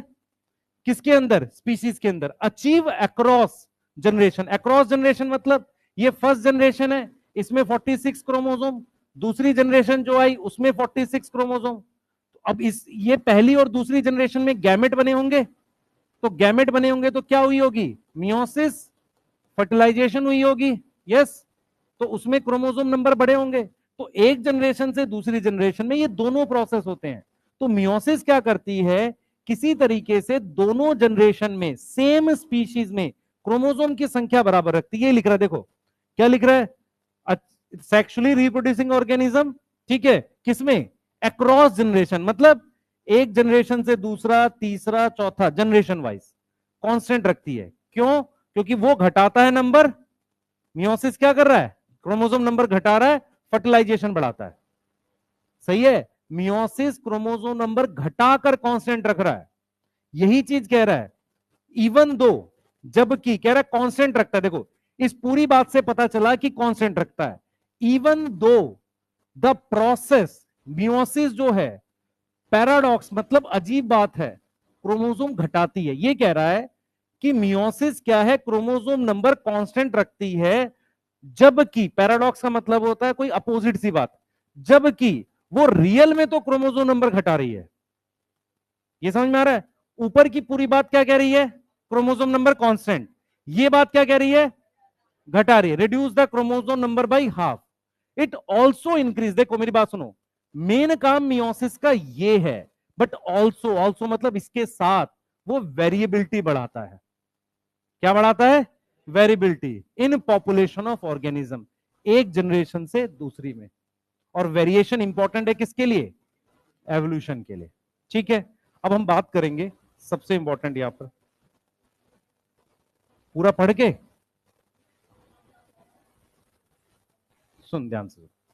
ये क्या पढ़ रहा है, पहले लाइन बाई पढ़। Meiosis is the mechanism by which conservation of specific chromosome number of each species is achieve across generation. मतलब मियोसिस एक ऐसा प्रोसेस है जिसमें कांस्टेंट रहता है क्या, क्रोमोसोम नंबर हर स्पीशीज में, जनरेशन वाइज जनरेशन। ये समझ में आ रहा है? क्लियर है? किसके अंदर? सेक्सुअली रिप्रोड्यूसिंग ऑर्गेनिज्म के अंदर।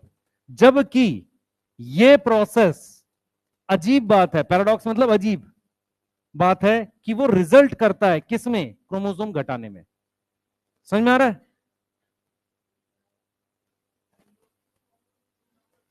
हाँ,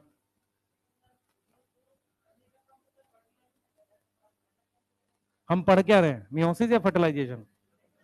अब जब तू सेक्सुअल रिप्रोडक्शन पढ़ाएंगे तो वहां पे ये काम फर्टिलाइजेशन कर रहा होगा। तो बात किसकी करेगा यहां पर, मियोसिस की या फर्टिलाइजेशन की? मियोसिस की। देख मेरी बात सुन, फर्टिलाइजेशन का प्रोसेस क्रोमोसोम नंबर कम ज्यादा करना नहीं था। फर्टिलाइजेशन का पर्पस था दो सेल की वेरिएशन कंबाइन करना। सही है? तू इसको दूसरे तरीके, मैं क्या बोल रहा हूं, मैं कह रहा हूं कि हम देखो मेरी बात सुनो ध्यान से, ये पानी की बोतल है, इस पानी की बोतल में कांस्टेंट रखने के लिए एक तो पानी भर रहे हैं, दूसरे नीचे निकाल रहे हैं। अब तू कौन से प्रोसेस को देखना चाहता है? ऊपर में से मैं पढ़ सेल साइकिल रहा हूं तू यहाँ पे, तो मैं तो मियोसिस की बात करूंगा, पहला पॉइंट। दूसरा पॉइंट क्या है कि वो क्या करता है, जो फ्यूजन होता है, फर्टिलाइजेशन होता है, वो मेनली वेरिएशन के लिए होता है, कंबाइन कराने के लिए दो सेल की वेरिएशन को। उसने क्रोमोसोम नंबर के लिए काम नहीं किया था, पर जब वो फ्यूज करा रहा था ना, तो क्रोमोसोम नंबर बढ़ जा रहे थे, उसको घटाने का काम मियोसिस करता है। ठीक है, और पूछो बेटा, और बोलो, कौन पूछ रहा था? देख बेटा, मैं जब कान से सुनूंगा तो एक ही तरफ सुन पाऊंगा, ठीक है? मैं दो कान का मतलब ये नहीं है बोल अब, वही तो समझा रहा हूं तुझे। मान ले पीछे उसने तेरे को 10 रुपए दिए, ठीक है, मैंने तेरे से 10 रुपए ले लिए, तो जीरो ही बचा ना तेरे पास, कांस्टेंट रहा नहीं रहा। फिर 100 रुपए ले ले उससे, मैं 100 रुपए तेरे से ले लूं। नहीं समझ में आया?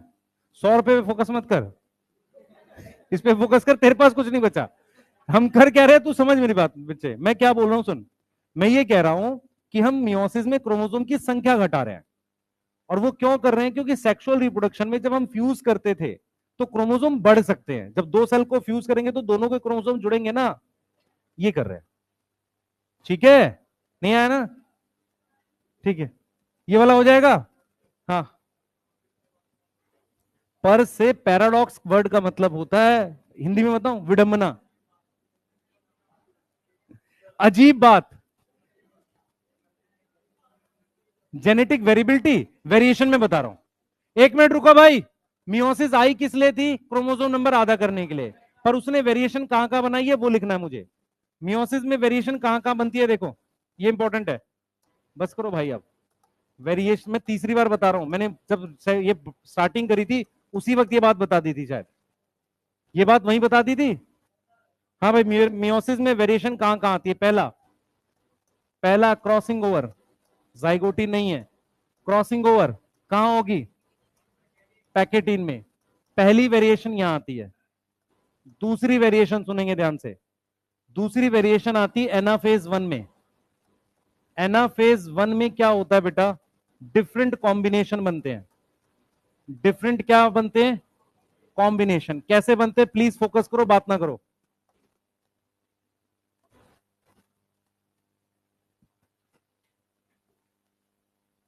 डिफरेंट कॉम्बिनेशन बनते हैं, इधर देखो, प्लीज फोकस करो, बात करोगे पिटाई हो सकती है।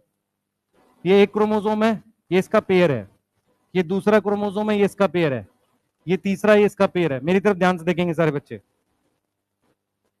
ये यहां कैपिटल ए जीन है, यहां स्मॉल ए है, यहां कैपिटल बी है, यहां स्मॉल बी है, यहां कैपिटल डी जीन है या स्मॉल डी है। गैमेट क्या होता है? हैप्लॉइड। गैमेट क्या होता है? हैप्लॉइड। ये बात समझ में आ रही है? हैप्लॉइड। दूसरा, out of pair, out of homologous pair, इसको एक चाहिए, out of homologous pair only one chromosome चाहिए, मतलब हर जोड़े में से एक चाहिए, हर जोड़े में से क्या चाहिए? एक चाहिए। अब इधर देखो ध्यान से, मान लो मेरे को ये गैमेट बनाना है, तो इस दोनों में से एक चाहिए मुझे, तो मेरे पास क्या आ गया? कैपिटल ए आ गया। इन दोनों में से एक चाहिए, मान लो कैपिटल बी ले लिया, इन दोनों में से एक चाहिए कैपिटल डी, तो ये गैमेट हो गया। मेरी बात समझ में आ रही है? पर क्या क्या पॉसिबिलिटी है, देखो ध्यान से, कैपिटल ए के साथ कैपिटल बी भी आ सकता है, कैपिटल ए के साथ स्मॉल बी भी आ सकता है, ऐसे ही स्मॉल ए के साथ कैपिटल बी आ सकता है, स्मॉल ए के साथ स्मॉल बी आ सकता है, ऐसे ही कैपिटल बी के साथ कैपिटल डी, फिर हमारे पास capital D, small D, small D. ये बात समझ में आ रही है? कुछ रह गया क्या? क्या रह गया? हाँ, अब देखो ध्यान से सुनो, अरे रुक जाओ भाई, ये देखो ध्यान से, कितने कॉम्बिनेशन बन गए। यहां कैपिटल डी लिखो, सही है, यहां क्या लिखोगे? कैपिटल डी लिख दें चारों में, चलो यहां क्या लिख दें? स्मॉल डी लिख दें, सही है। अब मेरी बात सुनो ध्यान से, मैं क्या बोल रहा हूं। रूल क्या है कि जब हम गैमेट बनाते हैं ना, हर जोड़े में से कोई एक जाना चाहिए, हर जोड़े में से कोई एक जाना चाहिए। पर कोई भी जा सकता है। मेरी बात समझ में आ रही है? कोई भी जा सकता है। तो जैसे कैपिटल ए के साथ कैपिटल बी भी जा सकता है, कैपिटल ए के साथ स्मॉल बी भी जा सकता है। और ये हो किस में रहा है? एनाफेज 1 में। ये जो अलग अलग जा सकता है ना, इसी को हम बोलते हैं इंडिपेंडेंट असॉर्टमेंट। इसी को हम क्या बोलते हैं? Independent assortment. इंडिपेंडेंट असॉर्टमेंट का क्या मतलब है, समझो ध्यान से। इंडिपेंडेंट असॉर्टमेंट का मतलब है कि इस जोड़े में से कौन सा जाएगा, वो इस जोड़े के साथ जुड़ी हुई बात नहीं है। समझ में आ रहा है? मेरी बात समझो, मैं क्या बोल रहा हूं आप लोगों को, मैं क्या समझाने की कोशिश कर रहा हूं। मैं ये समझा रहा हूं बेटा आपको यहां पे कि मान लो, आप ध्यान से सुनना, मान लो आपके पास दो बॉक्सेस हैं ऐसे, ठीक है, कुछ भी दो चीजें हैं। इसमें मैंने क्या रख दिया है? कैपिटल ए, कैपिटल बी, या तीन रख लेते हैं, तीन रख लेते हैं। एक में कैपिटल ए स्मॉल ए रख ले, एक में कैपिटल बी स्मॉल बी रखते हैं, एक में कैपिटल डी स्मॉल डी रख दिए। होमोलोगस पेयर है, हर में से एक निकालना है। कितने कॉम्बिनेशन, और तीन लेने हैं मुझे, कितने कॉम्बिनेशन बनेंगे? 8। समझ आ रहा है? तो इसका मतलब अगर मेरे पास तीन पेयर क्रोमोसोम थे, तीन पेयर क्रोमोसोम थे, तो कितने कॉम्बिनेशन बने? कितने कॉम्बिनेशन बने? 8। तो 2 की पावर 3, 8 कॉम्बिनेशन बने। ह्यूमन में कितने पेयर होते हैं? 23 पेयर होते हैं। तो ह्यूमन में 2 की पावर 23 टाइप के गैमेट्स बन सकते हैं। समझ में आ रहा है? ये एक टाइप का गैमेट है, ये अलग टाइप का, ये अलग टाइप का। समझ में आया? तो वेरिएशन कैसे कैसे आती है? सबसे पहले आती है क्रॉसिंग ओवर में, दूसरी हमारे पास आती है independent assortment. What is independent assortment? क्या होता है? छाटना। छाटना। इन दोनों में से क्या छाट रहा हूं, ये इस पे डिपेंड नहीं कर रहा। इंडिपेंडेंट का मतलब किसी पे डिपेंड नहीं है। मेरी बात समझ में आ रही है? और असॉर्टमेंट का मतलब होता है छाटना। तो जब मैं इन दोनों में से निकाल रहा हूं तो कैपिटल ए आ सकता है, इन दोनों में से निकाल रहा हूं बी भी आ सकता है, ये भी आ सकता है। तो कैपिटल ए के साथ इन दोनों में से कोई भी एक जा सकता है। समझ में आ रहा है? इस वजह से कितने कॉम्बिनेशन बने? 8। तो जब तीन जोड़े थे तो 8 बने, 23 जोड़े होंगे तो कितना बनेगा? 2 की पावर 23। ये समझ में आ रहा है? एक वेरिएशन यहां आती है। और अगर आप तीसरी वेरिएशन देखना चाहो, तीसरी वेरिएशन आती है बेटा, वो आती है नॉन आइडेंटिकल सिस्टर क्रोमेटिड का अलग होना। नॉन आइडेंटिकल सिस्टर क्रोमेटिड कहां अलग होते हैं, कहां सेपरेट होते हैं? एनाफेज, एनाफेज 2 में। ये तीन जगह है जहां आपको वेरिएशन से रिलेटेड चीजें मिलती हैं। ठीक है, बोलो। ये इंडिपेंडेंट असॉर्टमेंट किसको समझ नहीं आया? हाँ हाँ, जेनेटिक्स में है, पर यूज तो यही होगा। सुन ध्यान से, इसका अलग होना इसके अलग होने पे निर्भर नहीं है। समझ में आया? इनका अलग होना इसके अलग होने पे निर्भर नहीं है। इस स्मॉल ए के साथ कैपिटल बी भी जा सकता है, स्मॉल ए के साथ स्मॉल बी भी जा सकता है। अगर मान लो हर बार स्मॉल ए के साथ स्मॉल बी जाता, हर बार जाता, तो इसका मतलब निर्भर हो गया। इंडिपेंडेंट का मतलब है किसी पे डिपेंड नहीं है। तो इन दोनों में से कौन सा गैमेट में जाएगा, इस पे डिपेंड नहीं कर रहा है। इसे हम क्या, और ये ऐसा क्यों हो रहा है? इधर देखो, ये कैपिटल ए है, ये स्मॉल ए है। मान लो कैपिटल ए ऊपर चला गया, स्मॉल ए नीचे चला गया। इधर कैपिटल बी और स्मॉल बी वाला है, कोई भी ऊपर नीचे जा सकता है। वो डिपेंड करता है कि रैंडम धागा किस पे अटैच हुआ। हो सकता है इस पर ऊपर अटैच था तो ये ऊपर जाएगा, हो सकता है इस पर नीचे तो ये नीचे जाएगा। तो अगर तीन जोड़े क्रोमोसोम है तो अलग अलग कॉम्बिनेशन कितने बन गए? 8। ऐसे ही 23 जोड़े होंगे, कितने बनेंगे? 2 की पावर 23। अच्छा मेरी बात सुनने ध्यान से, सुनो सुनो सुनो ध्यान से, ध्यान सुनोगे। टोटल कितने कॉम्बिनेशन बने? 8। किसी पर्टिकुलर कॉम्बिनेशन आने की प्रोबेबिलिटी कितनी है? 1/8। सही है भाई? कॉइन उछालते हैं हेड टेल आता है, हेड आने की प्रोबेबिलिटी कितनी है? 1/2। समझ में आ रहा है? ऐसी 8 कॉम्बिनेशन है, किसी एक के आने की प्रोबेबिलिटी कितनी है? 1/8। ऐसे ही मान लो 2 की पावर 23 टाइप के स्पर्म बन सकते हैं। तो एक पर्टिकुलर टाइप का बनने की प्रोबेबिलिटी क्या हो गई? 1/2 सही है। एक ह्यूमन स्पर्म और ओवम से बना हुआ है, ठीक है, तो ओवम बनने की प्रोबेबिलिटी 1/2 समझ में आ रहा है? दोनों को मल्टीप्लाई करें तो सेम टाइप का ह्यूमन पैदा होने की प्रोबेबिलिटी है 1/2 ठीक है। जिसको ऊपर से गया छोड़ दो, बाकी मैंने जो अपनी बात बोली मैं एकदम 100% सही बोल रहा हूं, ठीक है। ऐसा कोई कॉन्सेप्ट नहीं है, 7 तरह के होते हैं अलग अलग जगह में, है ना, 7 तरह के हमारे जैसे फेस के आदमी मिलते हैं, ऐसा कोई कौन कौन इस बात पे बिलीव रख रहा है? ठीक है, ऐसा कुछ नहीं होता है। क्या होगा बेटा? कहां पे? यहां? यहां? यहां? अच्छा यहां, ठीक है। हाँ बेटा बोल।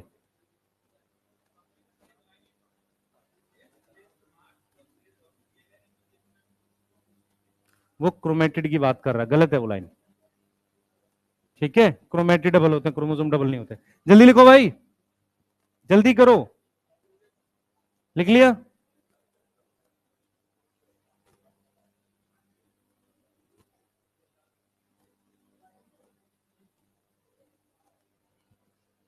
लिख लिया? भगवान,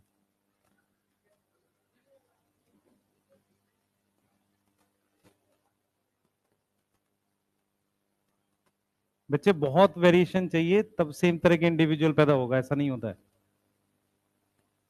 ठीक है। इसलिए बोलते भगवान ने अलग बनाया तुम्हें, ठीक है। ये सब मिसकंसेप्शन है बेटा, 7 तरह के हमारे जैसे इंसान होते हैं, ऐसा कुछ नहीं होता। ना मोर पंखी रखने से विद्या आती है, ठीक है, ये भी ध्यान रखना, है ना। आता है? नहीं आता? हाँ।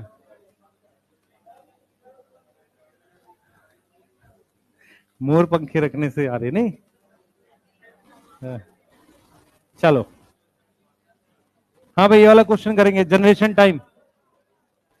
कौन लिख रहा है? जल्दी लिखो, जल्दी करो बेटा।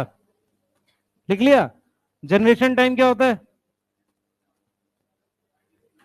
जनरेशन टाइम कितने टाइम में डबल होगा कोई सेल, उसको जनरेशन टाइम कहते हैं। जल्दी बनाओ बेटा, 3 जगह वेरिएशन आ रही है, बोल बच्चे।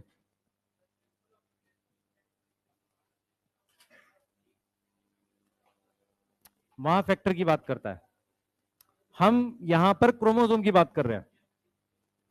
हम यहाँ क्रोमोसोम पढ़ा रहे हैं ना, तो क्रोमोसोम की बात करेंगे। क्रोमोसोम जीन कैरी करती है। एक्चुअल में क्या होता है, जीन और क्रोमोसोम में ये फर्क है कि क्रोमोसोम गाड़ी है और जीन इंडिविजुअल है। तो ऐसा भी पॉसिबल है कि एक गाड़ी में एक से ज्यादा इंडिविजुअल बैठे हो, इसका मतलब एक क्रोमोसोम पे एक से ज्यादा जीन प्रेजेंट हो। तो जब वो गाड़ी जाएगी तो सारी जीन को साथ ले जाएगी, इसलिए हम कह रहे हैं कि हम क्रोमोसोम पढ़ा रहे हैं आपको। क्रोमोसोम क्या होता है, ये जोड़ा इस जोड़े पे निर्भर नहीं करता, डिपेंड अलग होना। लेकिन अगर इस पे आप एक और जीन बना दो ना, जैसे कैपिटल आर बना दो, यहां स्मॉल आर बना दो, तो स्मॉल ए के साथ कैपिटल आर हमेशा आएगा और स्मॉल बी के साथ स्मॉल आर आएगा, क्योंकि उसी क्रोमोसोम पे है। समझ आ रहा है? इसे लिंकेज कहते हैं, इसे ही बोलते हैं लिंकेज, क्योंकि वो मजबूर है उसके साथ जाने का। तो उसमें कितने कॉम्बिनेशन आएंगे अगर मैं ये लिख दूं तो? कितने, जो क्रोमोसोम के जोड़े कितने हैं? अभी भी उतने ही है, तो अभी भी कॉम्बिनेशन 8 ही आएंगे। इसलिए कह रहा हूं, मुझे बाकी दूसरे चैप्टर के कॉन्सेप्ट इसमें मत डालने दो, तुम परेशान हो जाओगे, छोड़ दो उसे। अब जेनेटिक्स पे बात करेंगे, ठीक है। चलें आगे। ये वाला बताओ भाई, जनरेशन टाइम। जनरेशन टाइम सुने ध्यान से। जनरेशन टाइम क्या होता है, जिसमें कोई सेल डबल होता है। एनी सेल क्या होगा, डबल होगा, उसे जनरेशन टाइम कहते हैं। अब देखो क्वेश्चन देखो, एक बैक्टीरिया है, उसका जनरेशन टाइम मान लो दे रखा है 10 मिनट, ऐसा मान लेते हैं, गिवन है मान लो 10 मिनट का, ठीक है। अब यहां पर देखो क्वेश्चन क्या कहेगा, कहेगा कि आफ्टर आफ्टर 80 मिनट्स या आफ्टर हम लिख दे 50 minutes, how many bacteria cell, how many bacteria cell, if initially एक सेल है, इनिशियली एक सेल है, इधर देखेंगे ध्यान से, आप सुनो ध्यान से, पहले एक सेल है, कितने मिनट में डबल हो रहा है? 10 मिनट में। अब ये 10 मिनट के कितने स्लॉट हैं? 5 हैं। 10-10 मिनट के कितने स्लॉट है? 5। तो एक सेल से 2 सेल, फिर 10 मिनट 4 सेल, फिर 10 मिनट 8 सेल, फिर 10 मिनट 16, फिर 32। तो टोटल कितने बन जाएंगे? 32। समझ में आया कैसे किया है? जनरेशन टाइम दे रखा है 10 मिनट का। जनरेशन टाइम कितना दे रखा है? 10 मिनट का। 10 मिनट में कोई भी सेल क्या होता है? डबल, ये इसकी बात कर रहे हैं। और टोटल टाइम दे रखा है 50 मिनट का। आपने स्टार्ट किससे किया है? एक सेल से। तो 32 सेल बन जाएंगे 50 मिनट के बाद। अब इसके देखो और क्या वेरिएंट बन सकते हैं। मान लो जनरेशन टाइम आपको दे दिया है, जनरेशन टाइम आपको दे दिया है 20 मिनट, ठीक है, और इनिशियली आपको सेल दे दिया है 2 इंटू 10 की पावर 2 सेल्स दे दिए हैं, ठीक है, और टाइम आपको दे दिया मान लो 80 मिनट का। तो अब आपसे कह रहा है कितने सेल होंगे? तो ये इनिशियल है, हाँ भाई, 10-20 मिनट के बाद कितने हो जाएंगे? 4 इंटू 10 की पावर, यहां 4 करूं 2 ही रहने दो? 2 होगा। 4 क्यों होगा भाई? इसका इसका डबल में इसमें भी डबल कर दूं?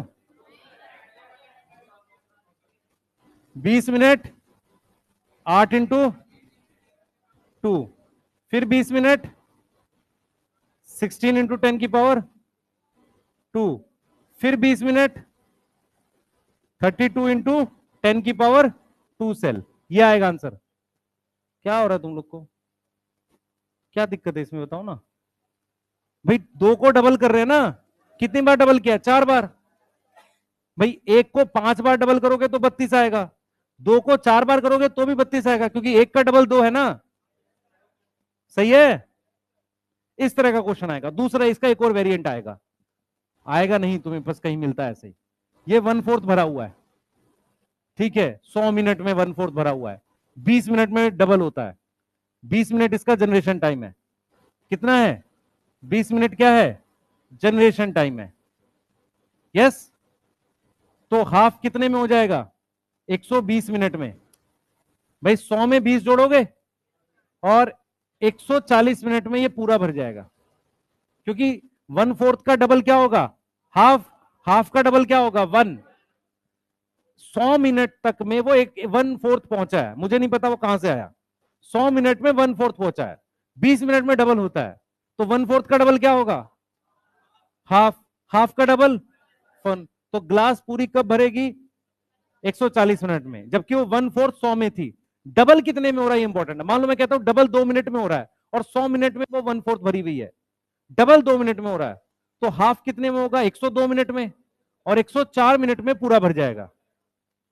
ये मैथ का क्वेश्चन है भाई, बायो थोड़ी है। सही है?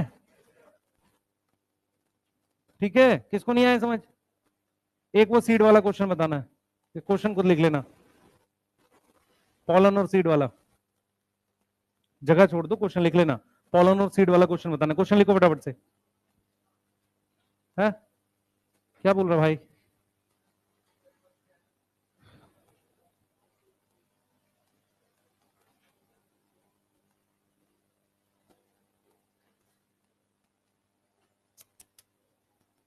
चलो लिख लिया क्वेश्चन। पॉलन, सबसे पहले बेटा, एक मियोसिस से कितने पॉलन बनते हैं? 4 पॉलन ग्रेन बनते हैं। यस। एक मियोसिस से कितने एग सेल बनते हैं? एक एग सेल बनता है। यहां पे कोई डाउट है किसी को? सही है? ठीक है, पहला क्वेश्चन लिखेंगे, क्वेश्चन डिक्टेट करूंगा। और सीड बनाने के लिए मुझे क्या चाहिए? सीड के अंदर क्या होता है बेटा? सीड इज इक्वल टू उसके अंदर एम्ब्रियो होता है। एम्ब्रियो जो होता है वो किससे बना है? जाइगोट से। और जाइगोट में मुझे एक पॉलन प्लस एक एग चाहिए। समझ में आया? मेरी बात समझ में आ रही है? भाई सीड के अंदर एम्ब्रियो होता है, एम्ब्रियो किससे बना है? जाइगोट से बना है। समझ में आ रहा है? जाइगोट बनाने के लिए क्या चाहिए? एक पॉलन और एक एग चाहिए। इसका मतलब एक सीड बनाने के लिए आपको एक पॉलन और एग चाहिए। ठीक है, सबसे पहला question, calculate the number of meiosis. लिख लो ना यार, क्वेश्चंस करा रहा हूं, लिख लो।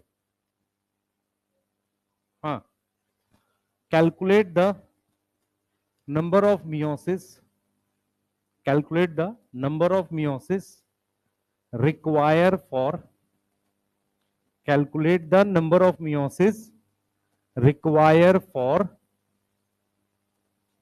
number of meiosis require for production of 200 seed. मुझे 200 सीड बनाने हैं। अब इधर देखें, 200 सीड के लिए मुझे क्या चाहिए? 200 पॉलन चाहिए और 200 एग चाहिए। यस, सबको समझ में आ रही है? 200 पॉलन के लिए कितनी मियोसिस चाहिए? 50 मियोसिस।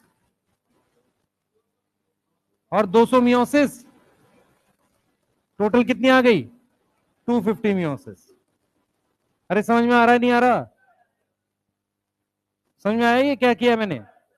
एक मियोसिस से 4 पॉलन बनते हैं, सही है? तो 200 पॉलन 50 मियोसिस से बनेंगे, है? ठीक है, अगला क्वेश्चन। तो फॉर्मूले लगा रहा होगा।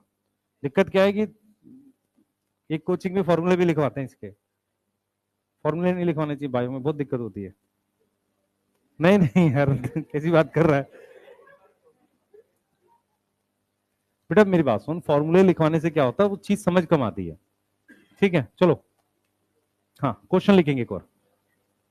अब क्वेश्चन लिखेंगे, जल्दी लिखेंगे। लिखो, calculate the number of, calculate the number of male gamete, calculate the number of male gamete in pea plant, in pea plant, ठीक है, in pea plant after, after 100 meiosis, after 100 meiosis। कर लिया सबने? Meiosis कितनी दे रखी है? 100। Meiosis दे रखी है 100। कितना आंसर आ रहा है इसका?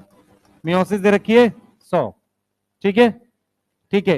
एक मियोसिस से कितने पॉलन बनते हैं? 4 पॉलन। तो 100 मियोसिस से कितने बन गए? 400। सबका 400 आ गया? ठीक है, 400 आंसर नहीं है। सुन लो, 400 पॉलन है, एक पॉलन में 2 मेल गैमेट होते हैं। 400 पॉलन में, याद करो, अगर किसी को पॉलन गेन का स्ट्रक्चर याद हो, ये वेजिटेटिव, ये जनरेटिव सेल था, इसमें 2 मेल गैमेट थे। ठीक है? किसी का सही बना था 800? नहीं, मेरी बात समझे मैं क्या बोल रहा हूं? तो यहां पे कॉन्सेप्ट हमने एक नया क्या पकड़ा कि एक मियोसिस से 4 पॉलन तो बनेंगे, पर हर पॉलन में 2 मेल गैमेट होते हैं। समझ में आया? क्लियर है? बोलो। ठीक है, दिक्कत यह है कि थोड़ा सा लेवल ऊपर करके फेंको, कोई कैच तो कर नहीं पा रहा है, सोए में आधे बच्चे। समझ में आने लग चीज है यार, तू समझ नहीं रहा है। वहां पर सारे क्वेश्चन देखे हुए आ गए, मैं श्योर हूं बायो में आ जाएंगे। एक आध इधर उधर हल्का सा घुमाया तो तू पकड़ने लायक होना चाहिए, इसलिए कह रहा हूं थिंकिंग डेवलप करो। और ये ऑफलाइन में की जा सकती है ना? ठीक है, क्या टाइम हो रहा है? हेडिंग डालो, टाइप ऑफ मियोसिस, जल्दी करो। हेडिंग डालो, type of meiosis, type of meiosis.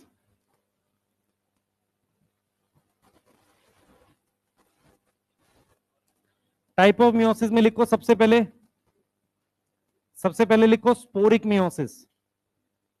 देखो, आपको 3 टाइप की मियोसिस होती हैं। एक होती है स्पोरिक मियोसिस, दूसरी होती है आपकी गैमेटिक मियोसिस या जाइगोटिक मियोसिस।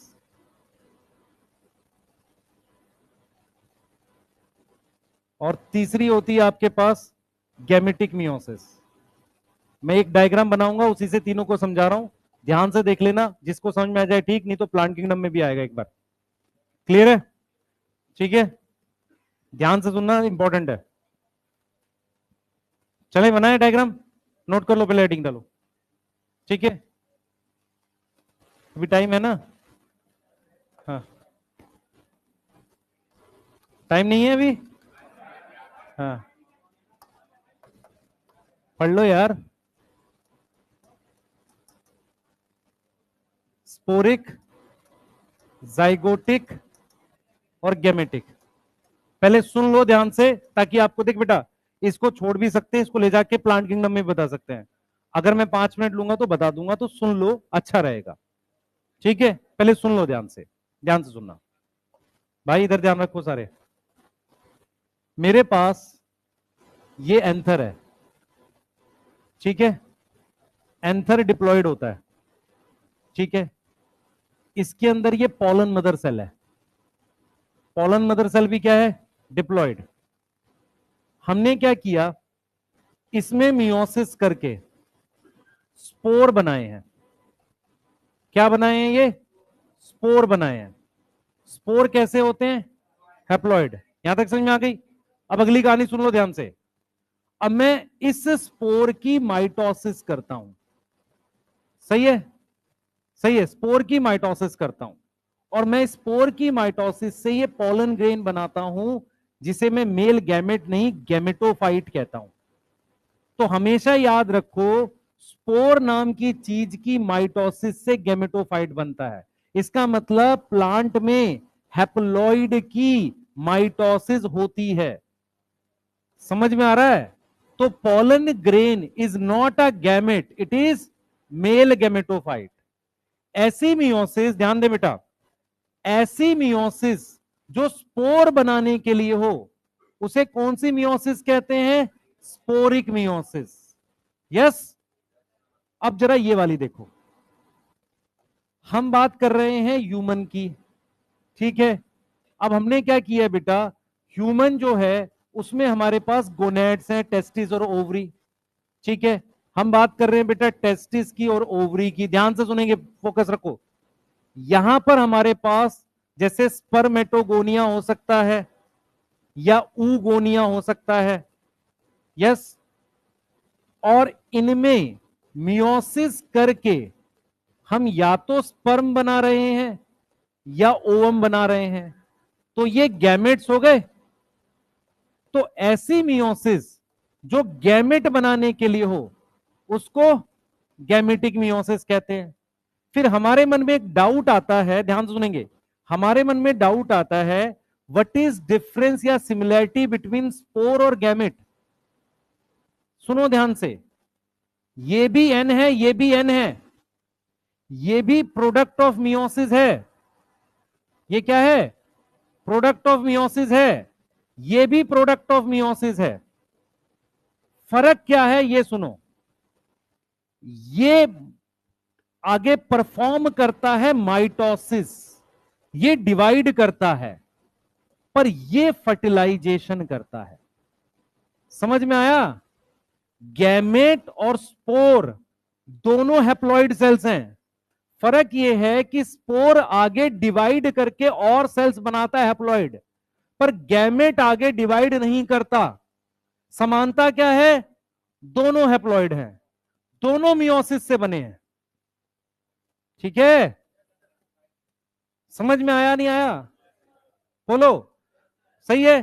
पर गैमेट इसीलिए कहते थे, ध्यान से सुनो, अगर आपको लाइन याद आई हो, एनिमल्स में जो मियोसिस होती है, ये गैमेटिक मियोसिस, ये प्लांट्स और एनिमल्स दोनों में होती है। तो मेनली एनिमल्स अगर मैं लिख दूं, तो एनिमल्स में हमने ये पढ़ा था कि हैप्लॉइड की माइटोसिस नहीं होती, क्योंकि मियोसिस करके जो गैमेट बना वो क्या है? सब हैप्लॉइड। इसकी आगे मियोसिस तो नहीं हो रही है। ये लाइन याद है? कि हमारे पास एनिमल्स में हैप्लॉइड की माइटोसिस नहीं होती। कोई डाउट? अब जाइगोटिक मियोसिस की बात करेंगे, जाइगोटिक मियोसिस की बात करेंगे, ध्यान से सुनेंगे। मेरे पास ये एल्गी है, ये एल्गी है, एल्गी हैप्लॉइड होती है, ये एल्गी है, एल्गी कैसी होती है? हैप्लॉइड। एल्गी ने क्या किया? गैमेट बनाने के लिए माइटोसिस करी। यदि कोई चीज हैप्लॉइड है और मैंने कहा कि ये गैमेट, गैमेट हमेशा हैप्लॉइड होते हैं, तो वो कैसे बन गए? माइटोसिस से। आप देख पा रहे हो एनिमल्स में मियोसिस से गैमेट बनते हैं, प्लांट्स में गैमेट माइटोसिस से भी बन सकते हैं अगर प्लांट हैप्लॉइड है। मेरी बात समझ में आ रही है? हैप्लॉइड से गैमेट कैसे बना दिए? माइटोसिस से। अब हमने क्या किया? ये गैमेट बना दिए। अब मैं इस गैमेट को आपस में फर्टिलाइज कर दूं तो क्या बन जाएगा? जाइगोट बन जाएगा। क्या बन गया? जाइगोट। जाइगोट में कितने क्रोमोसोम हो गए? 2n। पर मुझे एल्गी में कितने होते हैं? n। तो अब क्रोमोसोम नंबर वापसी n करने के लिए मियोसिस होगी। तो यहां क्या हो गया? मियोसिस हुई। मियोसिस होके क्या बने? स्पोर। क्या बने? स्पोर। अब उस स्पोर की माइटोसिस से एल्गी बना सकते हैं। अब मैं, मेरी बात जिनको समझ में आई सुनना ध्यान से। आपको एक खास चीज समझ में आ रही है कि ऑर्गेनिज्म अगर डिप्लॉइड है तो मियोसिस गैमेट बनाने के लिए कर रहे हैं। अगर ऑर्गेनिज्म हैप्लॉइड है तो गैमेट तो माइटोसिस से बना लेंगे, पर फर्टिलाइजेशन के बाद मियोसिस कर रहे हैं। समझ में आ रहा है? जाइगोट की मियोसिस कर सकते हैं। तो इस वाली को कह दिया हमने जाइगोटिक मियोसिस। जाइगोटिक और स्पोरिक में मियोसिस से बनते स्पोर ही हैं। समझ में आ रहा है? बनते स्पोर ही हैं। क्लियर है? लेकिन आपको अपने दिमाग में क्या ध्यान रखना है बेटा? आपको यह ध्यान रखना है कि स्पोरिक मियोसिस में हम मियोसिस से स्पोर बनाते हैं। एल्गी के केस में यह मियोसिस किस में होती है? जाइगोट में। ठीक है? एनिमल्स में मियोसिस से गैमेट बनाते हैं। What is difference between spore and gamete? दोनों हैप्लॉइड है, दोनों मियोसिस से बनते हैं, पर एक आगे डिवाइड करता है, दूसरा फर्टिलाइज करता है। ये अब पहला पॉइंट है जहां मैंने हल्का सा प्लांट किंगडम को यहां घुसाया है। मैं जब प्लांट किंगडम पढ़ाऊंगा ये फिर बताऊंगा। समझ में आ रहा है? क्लियर है? आप में से बहुत सारे बच्चों ने शायद नहीं पढ़ा होगा, हो सकता है कुछ ने ना पढ़ा हो। क्लियर है? तो हम इसको फिर से भी बताएंगे। अभी क्या है, हम हर चीज को लेके चलते हैं, इस वजह से इसको बताया।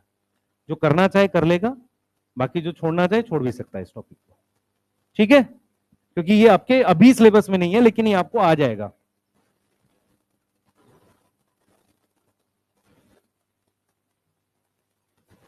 उनको सदमा क्यों लगा हुआ आधो को? तो है ये इस वाले टेस्ट में थोड़ी आएगा, अगले वाले टेस्ट में। हाँ हाँ, पढ़ाया तो चीज आएगी, मर्जी है तू अभी कर या बाद में कर। टेस्ट में तो सब आएगा बेटा, जो कर दे दिए इस बार। अभी 14 तारीख को तो वो आ रहा है ना आपका, सेल आ रहा है ना।